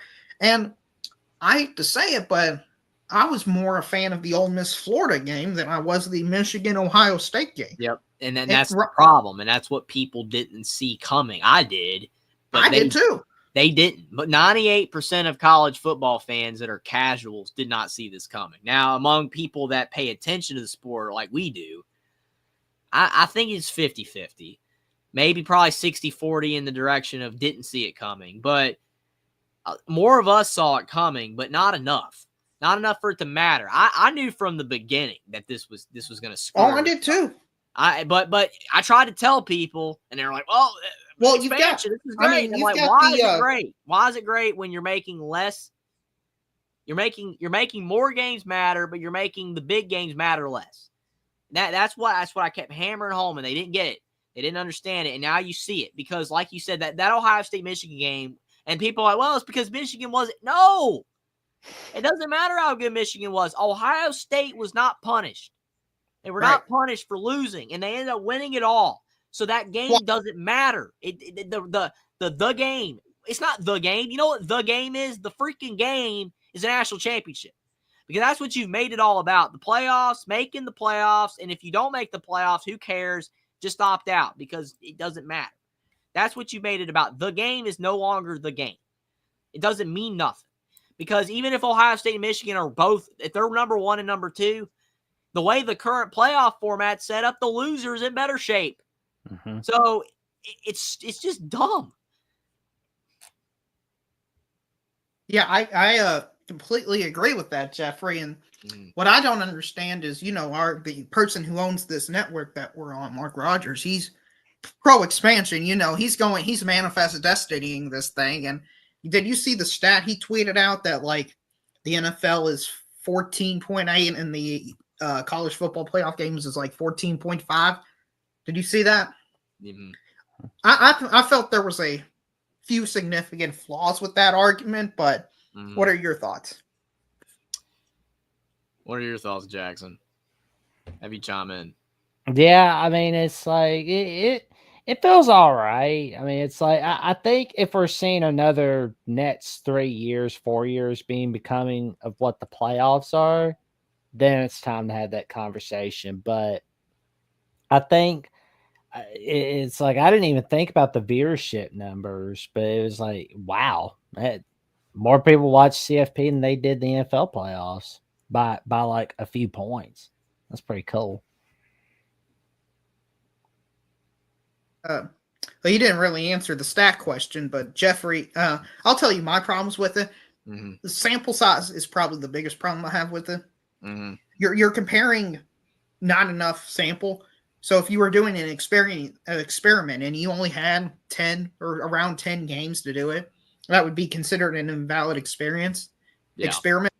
And I think that's a big problem. And something else is margin of victory doesn't determine game control and things like that. So like the Chiefs-Eagle game's a great example of this. Chiefs were obviously, they could have lost 50-0, in my opinion, if the Eagles decided to go all in. The Indiana game, it was not 27-17. It was 27-3. So, yeah. So just using margin of victory, especially the further out you go from 0, the less consequential it is. Because if you win by 28 or 35 or 42, it's all effectively the same because it's never really a threat. Yeah. And I was trying to tell this to, I've talked and he was in the chat talking about the Penn State Boise State game. I know it was a 3-point game in the third quarter, but Jeffrey, I thought Penn State had the game control aspect of the game, that entire game. I know that was the one game, though, that did irritate me because of the outcome, only because of the fact that, Penn State manhandled them on the lines of scrimmage, and that is ultimately what forced Boise State to turn the ball over so much. But man, the thing is, when you look at the grand scheme of that was the only game where I could kind of defend the argument that it was somewhat close, only because of the fact if Boise didn't turn it over, they actually had a shot, because like Genty just screwed up twice, just flat out screwed up. threw 3 picks as well. You know, the 3 picks were dumb, but I'm just saying overall, Boise would have been really close in that game and I think that more speaks to Penn State not being elite, because if Boise State was playing Ohio State, they completely get murdered. Well, and it was fun watching Texas Arizona State, although to be real, Texas almost blew it. I mean, well, the Arizona State game was the closest, but I'm just saying that the argument for people saying the Boise game was close, it would have been close. It wasn't close because Penn State turned them over. Right, but Mark acted like it was a close game. No, it wasn't. It wasn't close ultimately. But the argument to say that it could have been is yes, it could have been close, but it wasn't. Let me rephrase my question, Jeffrey. At any point of the game, did you think Penn State's actually going to lose this game? No. The only game that I said that was the Texas game, because Texas almost lost. Right, and that's my issue with these playoffs and this is something else that's a problem with the March staff. Is the NFL's also expanded too much. The NFL shouldn't have a 7 seed. The 7 seed's only won one time, and that was because the Cowboys completely imploded. Every other time it's been a steamroll. I don't think there's been a close game. I think the Packers-Eagles game this year was one of the closest games between a 7 and a 2 seed, in fact. And it really wasn't that close. In my opinion, that Eagles-Packers game is the same way I view the Penn State-Boise State game. I mean, it was kind of close on paper, and sure, could the Packers have made a few plays to win? And but I think just watching the game, everybody kind of knew. Why don't they do a 7-6 game, kind of like the first 4 in college basketball? With the 68 teams, where you have to play your way in. Why don't they do that? Why don't they have the 7 and the 6 play each other to get in? Or like for the NFL, like you know what I'm saying? Like, do you think that's good to real? Yeah, I think that would be much better. Yeah, I feel like the NFL should even it out a little bit. Just have it be 8 teams from the AFC, 8 teams from the NFC, or have like an 8-9 game for each of the conferences. See, this is something I can't get on board with because 7's too much. So 8's way too much. I know Cincinnati this year would have been in as the 8th seed in the AFC if I remember correctly, but I don't want to see 8 and 9 and 7 and 10 teams regularly make the NFL. Well, we wouldn't see 7 and 10. It would only be 8 and 9. I still think I agree with DeReal, though. I mean, I don't think it should go any further. I mean, 8 and 9 would be the absolute limit, but those teams, but kind of getting to DeReal's point, don't really have a shot to win it all. I mean, the NFL is more even Steven when it comes to talent because there is talent dispersed everywhere. But still, the teams at the top tend to be better, the top 3 or 4 seeds. But I often think about, like, what if we had seen the 2013 Arizona Cardinals in the playoffs? They were 11-5 that year. They missed the playoffs. That's a rare example. Well, in the 08 Patriots that year, But you're going back 20 years, basically. Like, this is my problem with the expansion. They pick and choose 1 or 2 years and set it as the trend. What if the 2007 Boise State Broncos were in the playoffs? What if that FCU team, UF, made the playoffs? University of Central Florida, that's the team I'm trying to say. Goodness gracious. Milton, yeah. Yes, that team made the playoffs. They were undefeated, therefore they belong in the playoffs. Oh, yeah, remember they have the banner still saying they were the national champions. They won the whole thing, remember? Man, UCF. Yeah. Don't know why I had trouble saying that. But. Oh, you're good, man. There's FSU, USC, UCF, USF. There's too many of them. I mean, it's just crazy. I was getting that confused with the Ultimate Fighting Club. Well, I think we went off. Yeah. I think we went off the rails a little bit, but there's always great debate. It tends to definitely deviate from Bama, but it's tough to go for 3 hours and just talk about Bama. So we talk about a lot of stuff. Well, Jeffrey, I know if Mark had some off-season conversation, I would love for you and Mark to get engaged and talk about the playoff expansion because this is a dragon that needs to be slain. This idea, in my opinion, has to go. And, He would not like my my arguments though. He would not. He wouldn't like your arguments, but they're valid arguments that need to be spread to the masses. Yeah. I tend to always be in the minority on opinions on most things. No, Jeffrey. What you have, at least with the college football expansion, is the correct opinions. Mm-hmm. That you can call them minority opinions, but they're turned out to be the correct opinions. Okay? Yeah, I mean, I wish they weren't. I mean, I hope more people agree with me and you. I do, but I don't think it's true because I just don't think enough people really actually understand quite what's going on. You know what I'm saying? I mean, I think a lot of people just go with the trend, the current thing. That's why you have all those memes and shirts like I support the current thing. Like I don't support the current thing. I listen to 70s music. I do not support the current thing. I don't like Kendrick Lamar. You know what I'm saying? I don't either. I'm not a traditional Gen Z person, a human being. I don't usually go along with the norm. I'm not a normie. I don't do things like that. So I tend to have the differing opinion.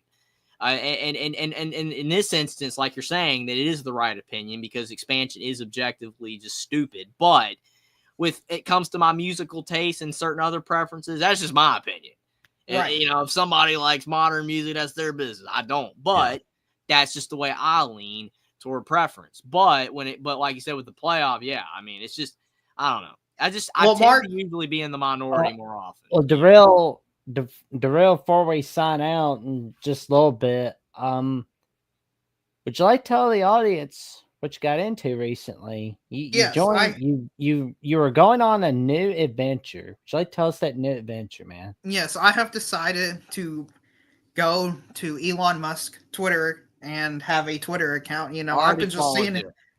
I know. I appreciate it. So if everybody can follow me on X or Twitter or whatever you want to call it now. I actually Googled twitter.com in the App Store and it didn't show up and I was so confused. I even forgot they renamed it to X. It's Twitter to me. It'll always be Twitter to me. That's same. I don't think we're in the minority on that one, Darrell. I can't say I'm always in the minority. I think the majority of people prefer Twitter. Yeah.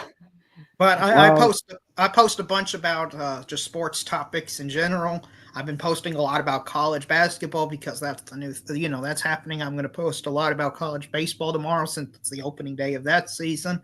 So, and then, I'll be trying to figure out how to clip some of these conversations out and post them on X as well and see if I can learn how to do that. But, it'll probably take me 6 months to do that since, Yeah, that would be great. I mean, we always got some great clips. I mean, we sometimes miss opportunities because of the fact we don't clip a lot of these segments. I mean, like if you could just clip me and Darrell and like Dr. Buckeye and Sean Garner's segment about the playoffs. I mean, and his opinion or their opinion versus ours. I mean, that would be fantastic. I mean, it's a good debate.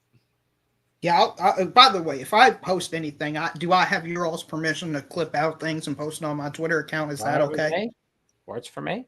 Yeah. Is it? I just want to, I'll repost it. I got you. I appreciate you, Jackson. And I saw Mark has the state of the voice of college football coming up. Yes, he does. Let me find it. It's somewhere in the Mark Rogers TV. There it is, the State of the Voice of College Football address on February 24th, 6 p.m. Eastern Time on the Voice of College Football.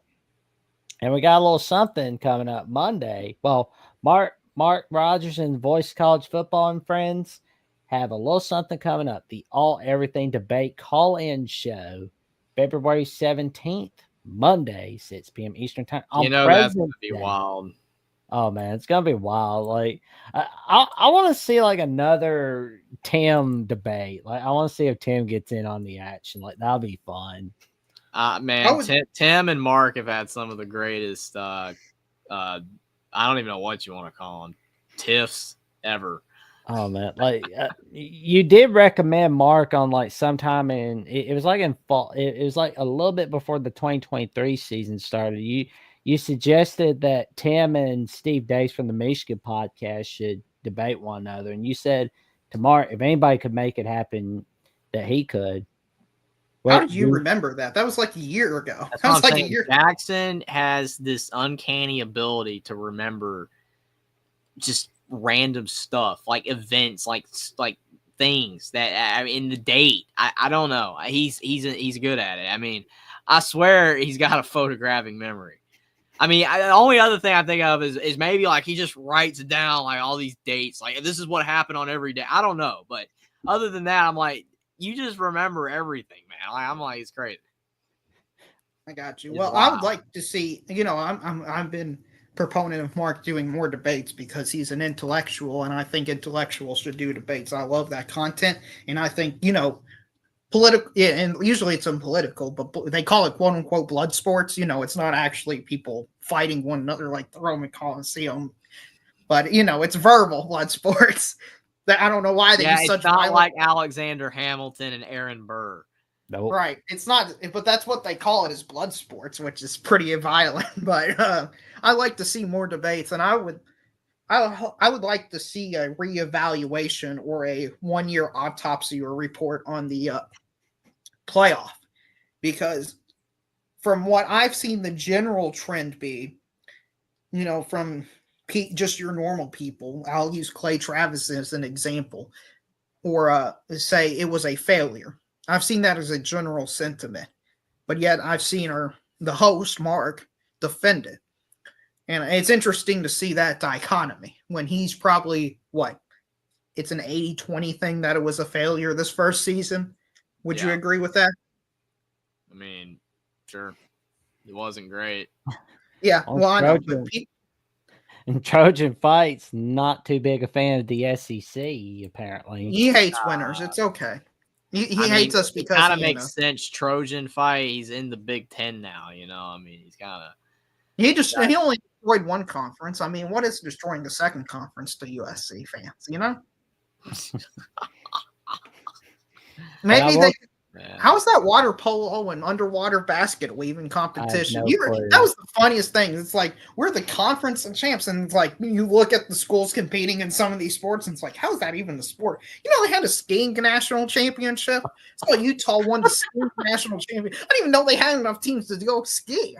The funny thing is, Daryl, is like some of these sports only have like 15 teams. And like in the Pac-12 makes up like 10 of them. So like, of course they're going to be the champions. Now I normally don't agree with this person. And I'll call him out by name because I like, I believe in telling the truth always to the audience, even if it offends them. But Locked On Big 12, I normally don't agree with most of his opinions. But the main opinion I do agree is the Director's Cup is the stupidest thing. Like, who cares if you win the Director's Cup? Congratulations. You were the best in sports like women's beach volleyball, underwater basket weaving, CS:GO, esports. There are some people that think beach volleyball it's a legitimate deal. The only time I watch beach volleyball is when the Olympics are on and I'm rooting for the USA. If it's a sport that I only watch during the Olympics to root for my country, it shouldn't be a factor in the Director's Cup. Okay. That's the way I view it. I'm sorry. I don't care who wins the curling national championship. Curling is real bad, man. Curling is real bad. I mean, at least beach volleyball, like, you got a ball. Curling. I don't know if curling has a national championship, but it could. There we go. Ladies and gentlemen, give Darrell a follow on @/Twitter on Darrell MVP 2437 as he has some pretty good takes, and he has some hilarious takes. I mean, this guy is one of the funniest, man. I love when Darrell comes on. I mean, it's great. It's great. He is that guy that you see on The Voice College Football calling in every chance when you see that orange and white D logo, it's Darrell. Yep. That iconic logo, man. Check him out. Tell your friends, your family, and the cashiers at Publix about those magical calls that he makes. And I can tell you right now, it's a hoot watching him. He's funny, man. Like, whether you like him or don't like him, you may not like his opinions, but you can't deny you're not going to get a laugh out of him. Yeah, it's like me. I mean, people definitely don't agree with me a lot, but the thing, like, I as long as I have a good, you have a good time watching me, or like, me and Jackson or whatever, and like calling in and we have a good chat. It's all that matters. Like, you don't have to agree with me. I don't care. Like, if you just enjoy my takes and or whatever. You know, like that's the way I am with other people. Like if I enjoy your takes, even if I don't agree with them, we're all good. You know, it's you don't have to agree. It's just, you know. Jeffrey, I saw you're basically Twitter famous. I saw you got I was looking when you subscribed to me. I'm like, let me check or follow me.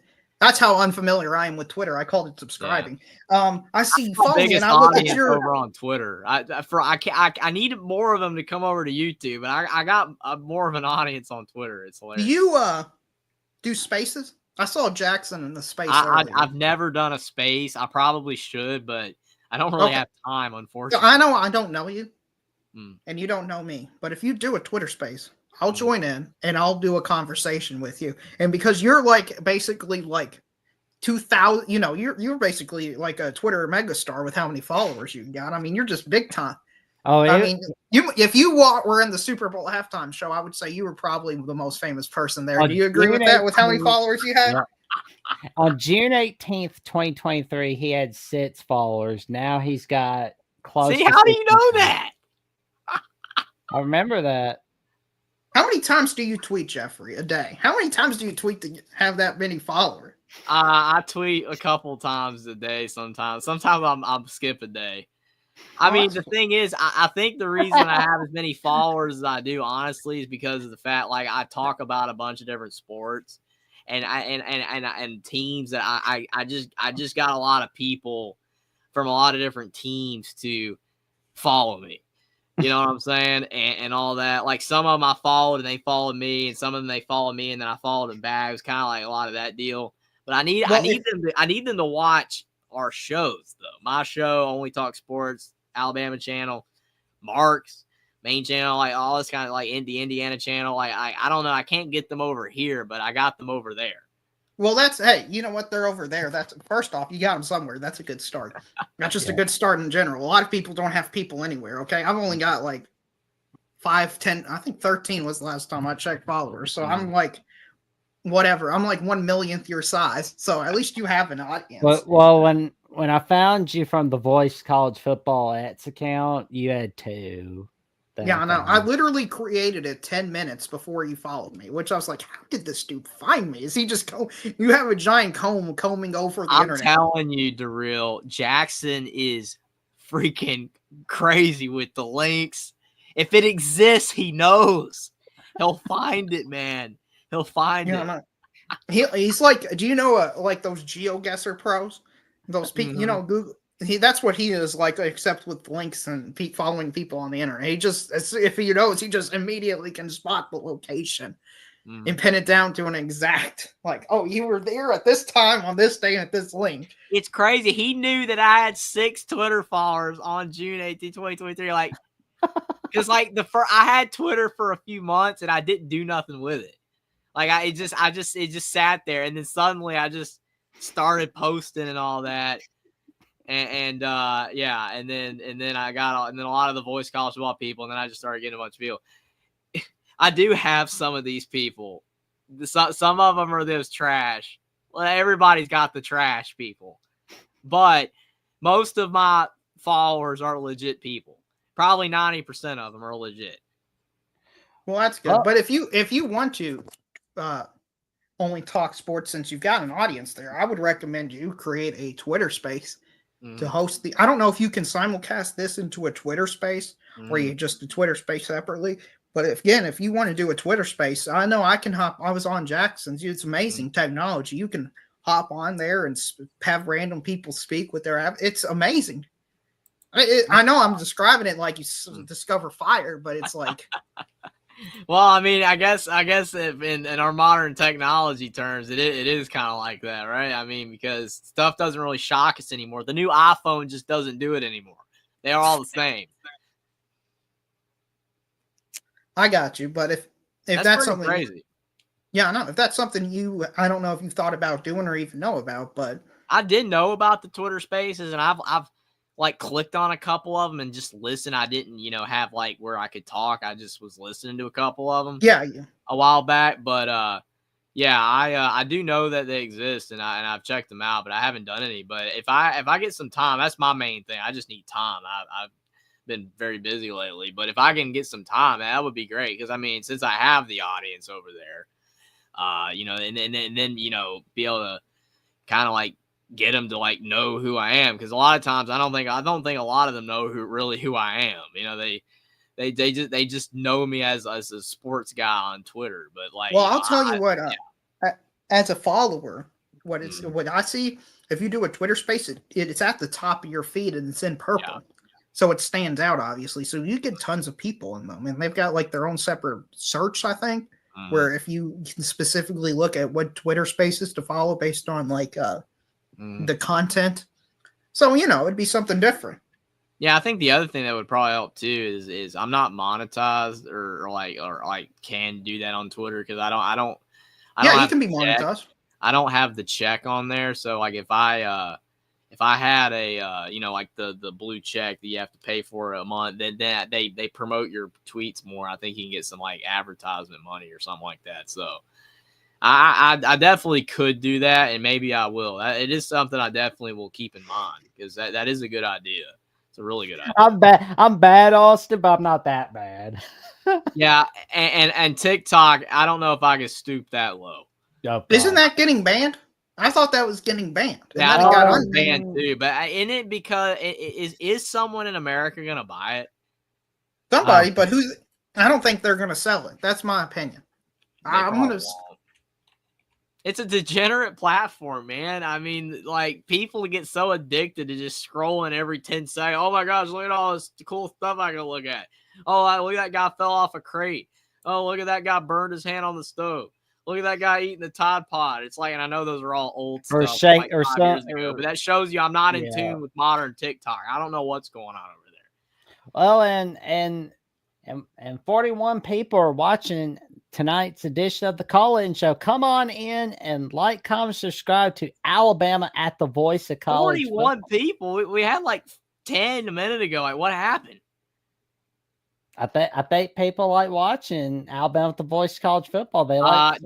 I'm not on TikTok, Austin. I'm not. Yeah, you get enough of those people on Twitter, unfortunately.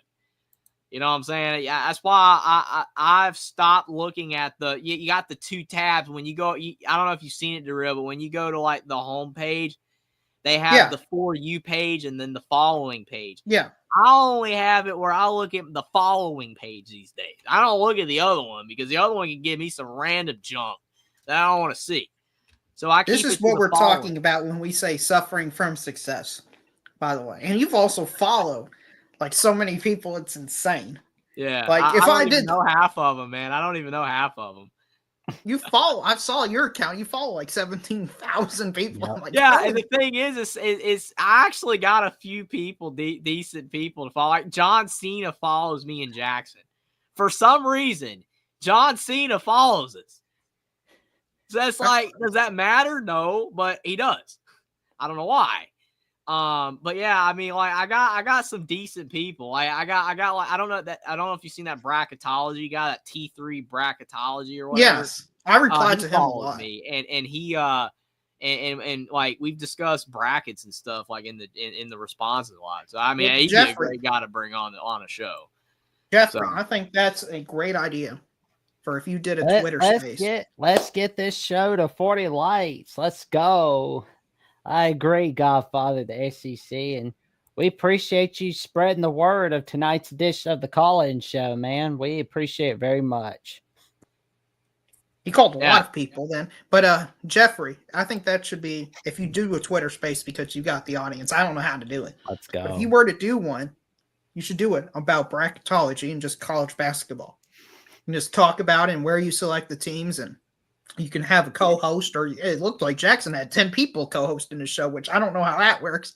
You just have a giant round. The Knights of the it wasn't my Twitter space. I was just appearing on it. Yeah, but you were a speaker. Yeah, because I like asked if I could speak on there. Oh, you can. Yeah, you can request. It does have a request to speech thing or something like that. Yeah, that's pretty crazy. Yeah, but my point is that could be your first thing you do since you got a wide range audience. You can just do that. If you need help, me or Jackson or some of your followers, I'm sure will come on there and help assist you and talk about it. Yeah, that'd be great. I mean, like I said, I definitely think about doing it. And since, the tournament's getting close, I mean, maybe if I can carve out some time on a random day of the week, maybe I can put one of those things together. And We have got to get That'd be cool. Jeffrey do a another Gonzaga St. Mary's live stream. I Like, wanted those are to do the fun. last one, man. I couldn't, man. I was That's sick. all I right. wanted to. Yeah, it's been so unfortunate. I haven't been able to post. I haven't been able to post as much. I mean, I've been busy, man. Life. It's the way it is. But I mean, I've been wanting to post because I posted every day for like a year and a half. I was consistent. I posted Now, every day, and I don't have time right now. Since you're you're way above me in terms of the follower count, so I'm just like the underling. You're like the Jedi Master, and I'm the Padawan in this analogy. Do you like reply to people and stuff? How did you gain your following? Yeah, a lot of it is I talk to a lot of people on Twitter and like networked and stuff where like I was responding to a lot of their posts and talking to That's them. what I've been doing. Yeah, and straight up, some of them I just followed and they followed me back because they were like, oh, this guy, he talks sports, I'll follow him. But then again, they don't check out my work, just my Twitter, which is right. But that's the negative downside. But that's why, hold like on. you said, I could do the Twitter space. That would be a good idea.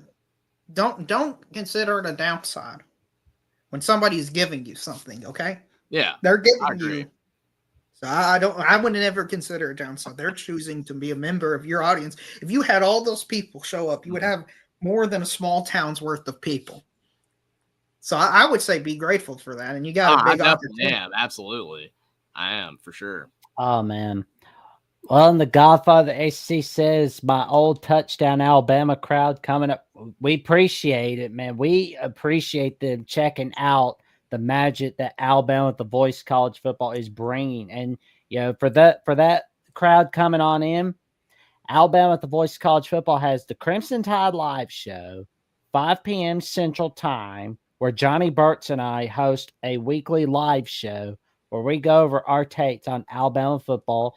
And for any opponents that Alabama plays, we always make sure to have a guest from each of those teams, whether they're a content creator, a young journalist on the rise, or somebody that's in the media, anybody as a whole. We make sure to have anybody from that team on as well. And we'll make sure to have more Alabama YouTubers and more of Alabama people that are content creators, media people on here on Alabama the Voice College Football, joining Johnny and I and Jeffrey and I, as a matter of fact, for the call-in show. We have the call-in show every Thursday night, 9 p.m. Central Time, where we take your calls on Alabama with the Voice College Football. And we're looking to get to 3,000 subs before the Texas channel. We're getting there before we're going to get there before the Texas channel. We don't even have just this channel either. I mean, Jackson's got his own personal channel. He's trying to get to 500 subscribers. I've got my channel, Only Talk Sports. I'm trying to get to 3,000 subscribers. I got to post more on there. And in Indiana at the Voice of College Football, trying to get to 100 subs. So definitely a lot of content with our personal channels, the Voice of College Football channels, and even all the Voice of College Football channels. There's a lot of stuff. If you like the SEC, you're an Bama fan, but you like the SEC, we got SEC at the Voice of College Football. There's a lot of great sports content across tons of different channels. But if you are an Alabama fan, then definitely Alabama at the Voice of College Football right here is definitely the go-to. I mean, we do talk about Alabama. I mean, you got to get to the show early if you really want the Bama talk. It's about 1:40 in the morning. We're just talking about whatever. Well, we can guarantee you this. We're going to have a clip released of where we talked earlier in the show about our take on Greg Burns giving his take on finding court storming and field storming. There will be a clip that's coming out on that from this show tonight. So that will be coming. And of course, there's recruiting updates and so much more right here on Alabama with the Voice College Football. Absolutely. Well, and Darrell, what other magic have you got going on this week? I really don't know. I guess I'll be watching the opening weekend of college baseball. See if the SEC and all the teams can somehow fit their way into the field of 68 or 64, I guess it is, because they don't have it expanded to 68, I believe. So that'll be fun. Watch the college basketball games. I'm sure I'll be watching the Auburn Alabama, the game of the century on the Iron Bowl. I saw Alabama Auburn have never played a 1-2 game in football. I couldn't believe that when I saw Nope, that. they never have. But they Wow, played each that other. is nuts. That But is they played nuts. But they did play each other unbeaten in 1971. They weren't 1-2 then? Was it super early on in the season? 1-2 was Oklahoma, Nebraska. Nebraska beat the brakes off Oklahoma. Yeah, back when Nebraska was relevant. Yep. And then you had Alabama beating the brakes out of Auburn. Smacked them off face. Even though Pat Sullivan won the Heisman that year, it wasn't good enough to beat Alabama. So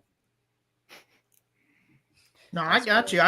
That's probably the most exciting game or most anticipated game of this college basketball season is this Auburn Alabama team. I can't remember a game of these two teams that I just thought this way until the national championship game last year between UConn and Purdue, where it was just kind of the consensus where these are the two best teams in the country and everybody else is kind of playing for third. That's the way I'm viewing these two teams. Auburn's got, in my opinion, the best or second best player in the country in Jermaine Broome.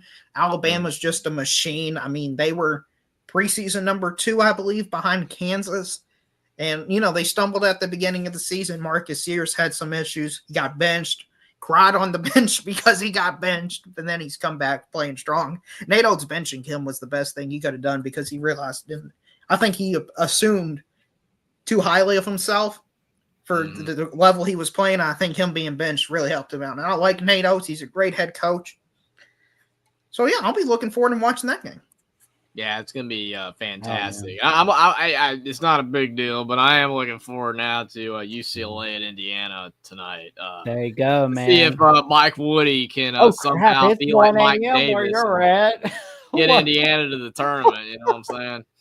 Oh man! See if he can get him into the tournament before he, is on the way out. It's a big game. Two blue bloods, right? Former blue bloods. They're still blue bloods, kinda. I mean, they count. I don't know. Well, DeVille, we'll definitely be seeing you next week, man. And got a roll tide from us. And stay safe, stay warm. It's cold out. Thank you, and high tide, guys. High tide. High tide. High tide. Oh man! But before we say goodnight to everybody, we got a message from Mark Rogers. Ohio State, Michigan, the greatest rivalry in sports deserves the greatest debate in sports. Monday, February 17th at 6 p.m. Eastern Time on the main channel. It's the Ohio State, Michigan All Everything Debate with me, taking your calls all night if it takes all night. I'm pulling no punches, so beware. Bring your best intel. It's the Ohio State, Michigan All Everything Debate. It will be epic. February 17th, 6 p.m. Eastern Time. Be there. Well, it's going to be a wild ride. Monday at 5 p.m. Central Time. Well, the Alabama Live Crimson Tide Live Show, Johnny Burt's tonight, and the Michigan Ohio State All Everything Debate. And of course, if you love top-notch discussion, debate, analysis, come on in to the Voice of College Football Instagram account where you can see some top-notch takes top-notch interviews so far. Not a joke. You see Donovan Edwards talking. You see, Jalen Milroe talking, Dylan Gabriel talking. And let me tell you, it's fun. And there's the Voice College Football @/Twitter account where you can get top-notch takes from Mark Rogers and friends on the Voice of College Football. There's Garrison and Ryan Stano going at it on the Buckeyes Live Show. TJ and friends on the Michigan Call-In Show. Where's Jeffrey now? Where did we go? Are we breaking the fourth wall inside the 16th wall tonight? Well, I guess we are. There we go. Yep, we broke that. We're breaking the fourth wall yet again. And plenty of magic to catch up on the Voice of College Football. And before we sign off, what have you got going on in your world this week, Jeffrey? Definitely trying to get some content over on my YouTube channel, Only Talk Sports, where I did talk sports every single day, or at least I tried to, but definitely try to get back to making some sports content over there. I've been doing a weekly show with Will that did return this week now that I was able to go a minute or two without coughing. Actually, I did pretty good overall tonight. I didn't cough much. That's good. So I'm trying to get better. And so Only Talk Sports. If you haven't subscribed to my channel already, definitely subscribe to my YouTube channel, Only Talk Sports. You won't regret it. And also Indiana at the Voice of College Football every Tuesday night at 7 o'clock, talking Hoosier football, Hoosier basketball. Definitely a lot of great stuff going on over there. Definitely appreciate it if you go subscribe there. And then obviously here every Thursday night with Jackson, doing Alabama Crimson Tide Calling Show, trying to get the Alabama channel up to 3,000 subscribers, doing a fantastic job with your support. It's all because of you guys. We bring the show to you, but you guys deliver in the chat every single Thursday and on Mondays as well with Johnny and Jackson. Appreciate it always. And we got the godfather of the SEC showing that support with the Voice of College Football out, the Alabama logo, the number one finger, Big Al, and we got that Saban hat. Let's go, man. We appreciate you telling everybody about the Alabama with the Voice of College Football in tonight's edition of the Call-In Show, where we made where we do our best to bring you some of that magic every single week, man. It's amazing. And I've got some magic on my personal channel on Jackson Johnson 979. I'm 107 subs away from the magic number 500. And last Friday, I had episode 60 of the Jacksonian with Mike Debate, where we talked a lot about Andy Reid and Bill Belichick, how Andy Reid looks a little bit like Don Carlton from Monsters University. And we talked a little bit about Patrick Mahomes, Tom Brady, what the Patriots need to do for 2025, the coaching staff, and much, much more. And, of course, for more updates on what's going on Alabama with the Voice of College Football and on the Jackson, check me out on Jackson VOCFB on @/Twitter or on Jackson Johnson 543908. And if you don't like any of those sites for some reason, don't know why, but you don't anyway, no judgment. Come on into my Blue Sky account where I have where I've got some magic cooking up on Blue Sky as well. I'm telling everybody about Alabama with the Voice of College Football, the Jacksonian, and I'm telling some of those people about the call-ins I make on the Paul Feinbaum show every now and again. I'm just saying, Jackson. I'm just saying. I don't think there's a lot of people here that are going to be going over to Blue Sky. I don't think so. I could be wrong, but I don't think so. Well, I mean, I got some other accounts that whereas like some of the people that got like taken off Twitter, 2021, 2022, I was like, you know what? I'll go fishing on there as well. But it's just what I do. I go hunting. Jackson's everywhere. He's everywhere. I'm here. I'm there. I'm everywhere. Or at least I do my best to be. And with that being said, we wish y'all a happy Valentine's Day and happy President's Day. Even if you got nobody special in your life to give chocolates and flowers to, still enjoy the day. You don't have to salt like some people do on the internet. You've seen those people, Jack. I don't have anybody. You've seen it before. Trust me, just have a great day regardless. Well, we know a guy that went, no one's watching your leg and quit batting the ball. Well, we know that guy. Stop shooting the three. Yeah, I know. Yeah. But with that being said, happy Valentine's Day. Happy President's Day. Like, comment, subscribe, and click on the notification bell for Alabama with the Voice of College Football so you never miss no video whatsoever. And we will see you soon. Stay safe, stay warm. It's cold out. And roll Tide.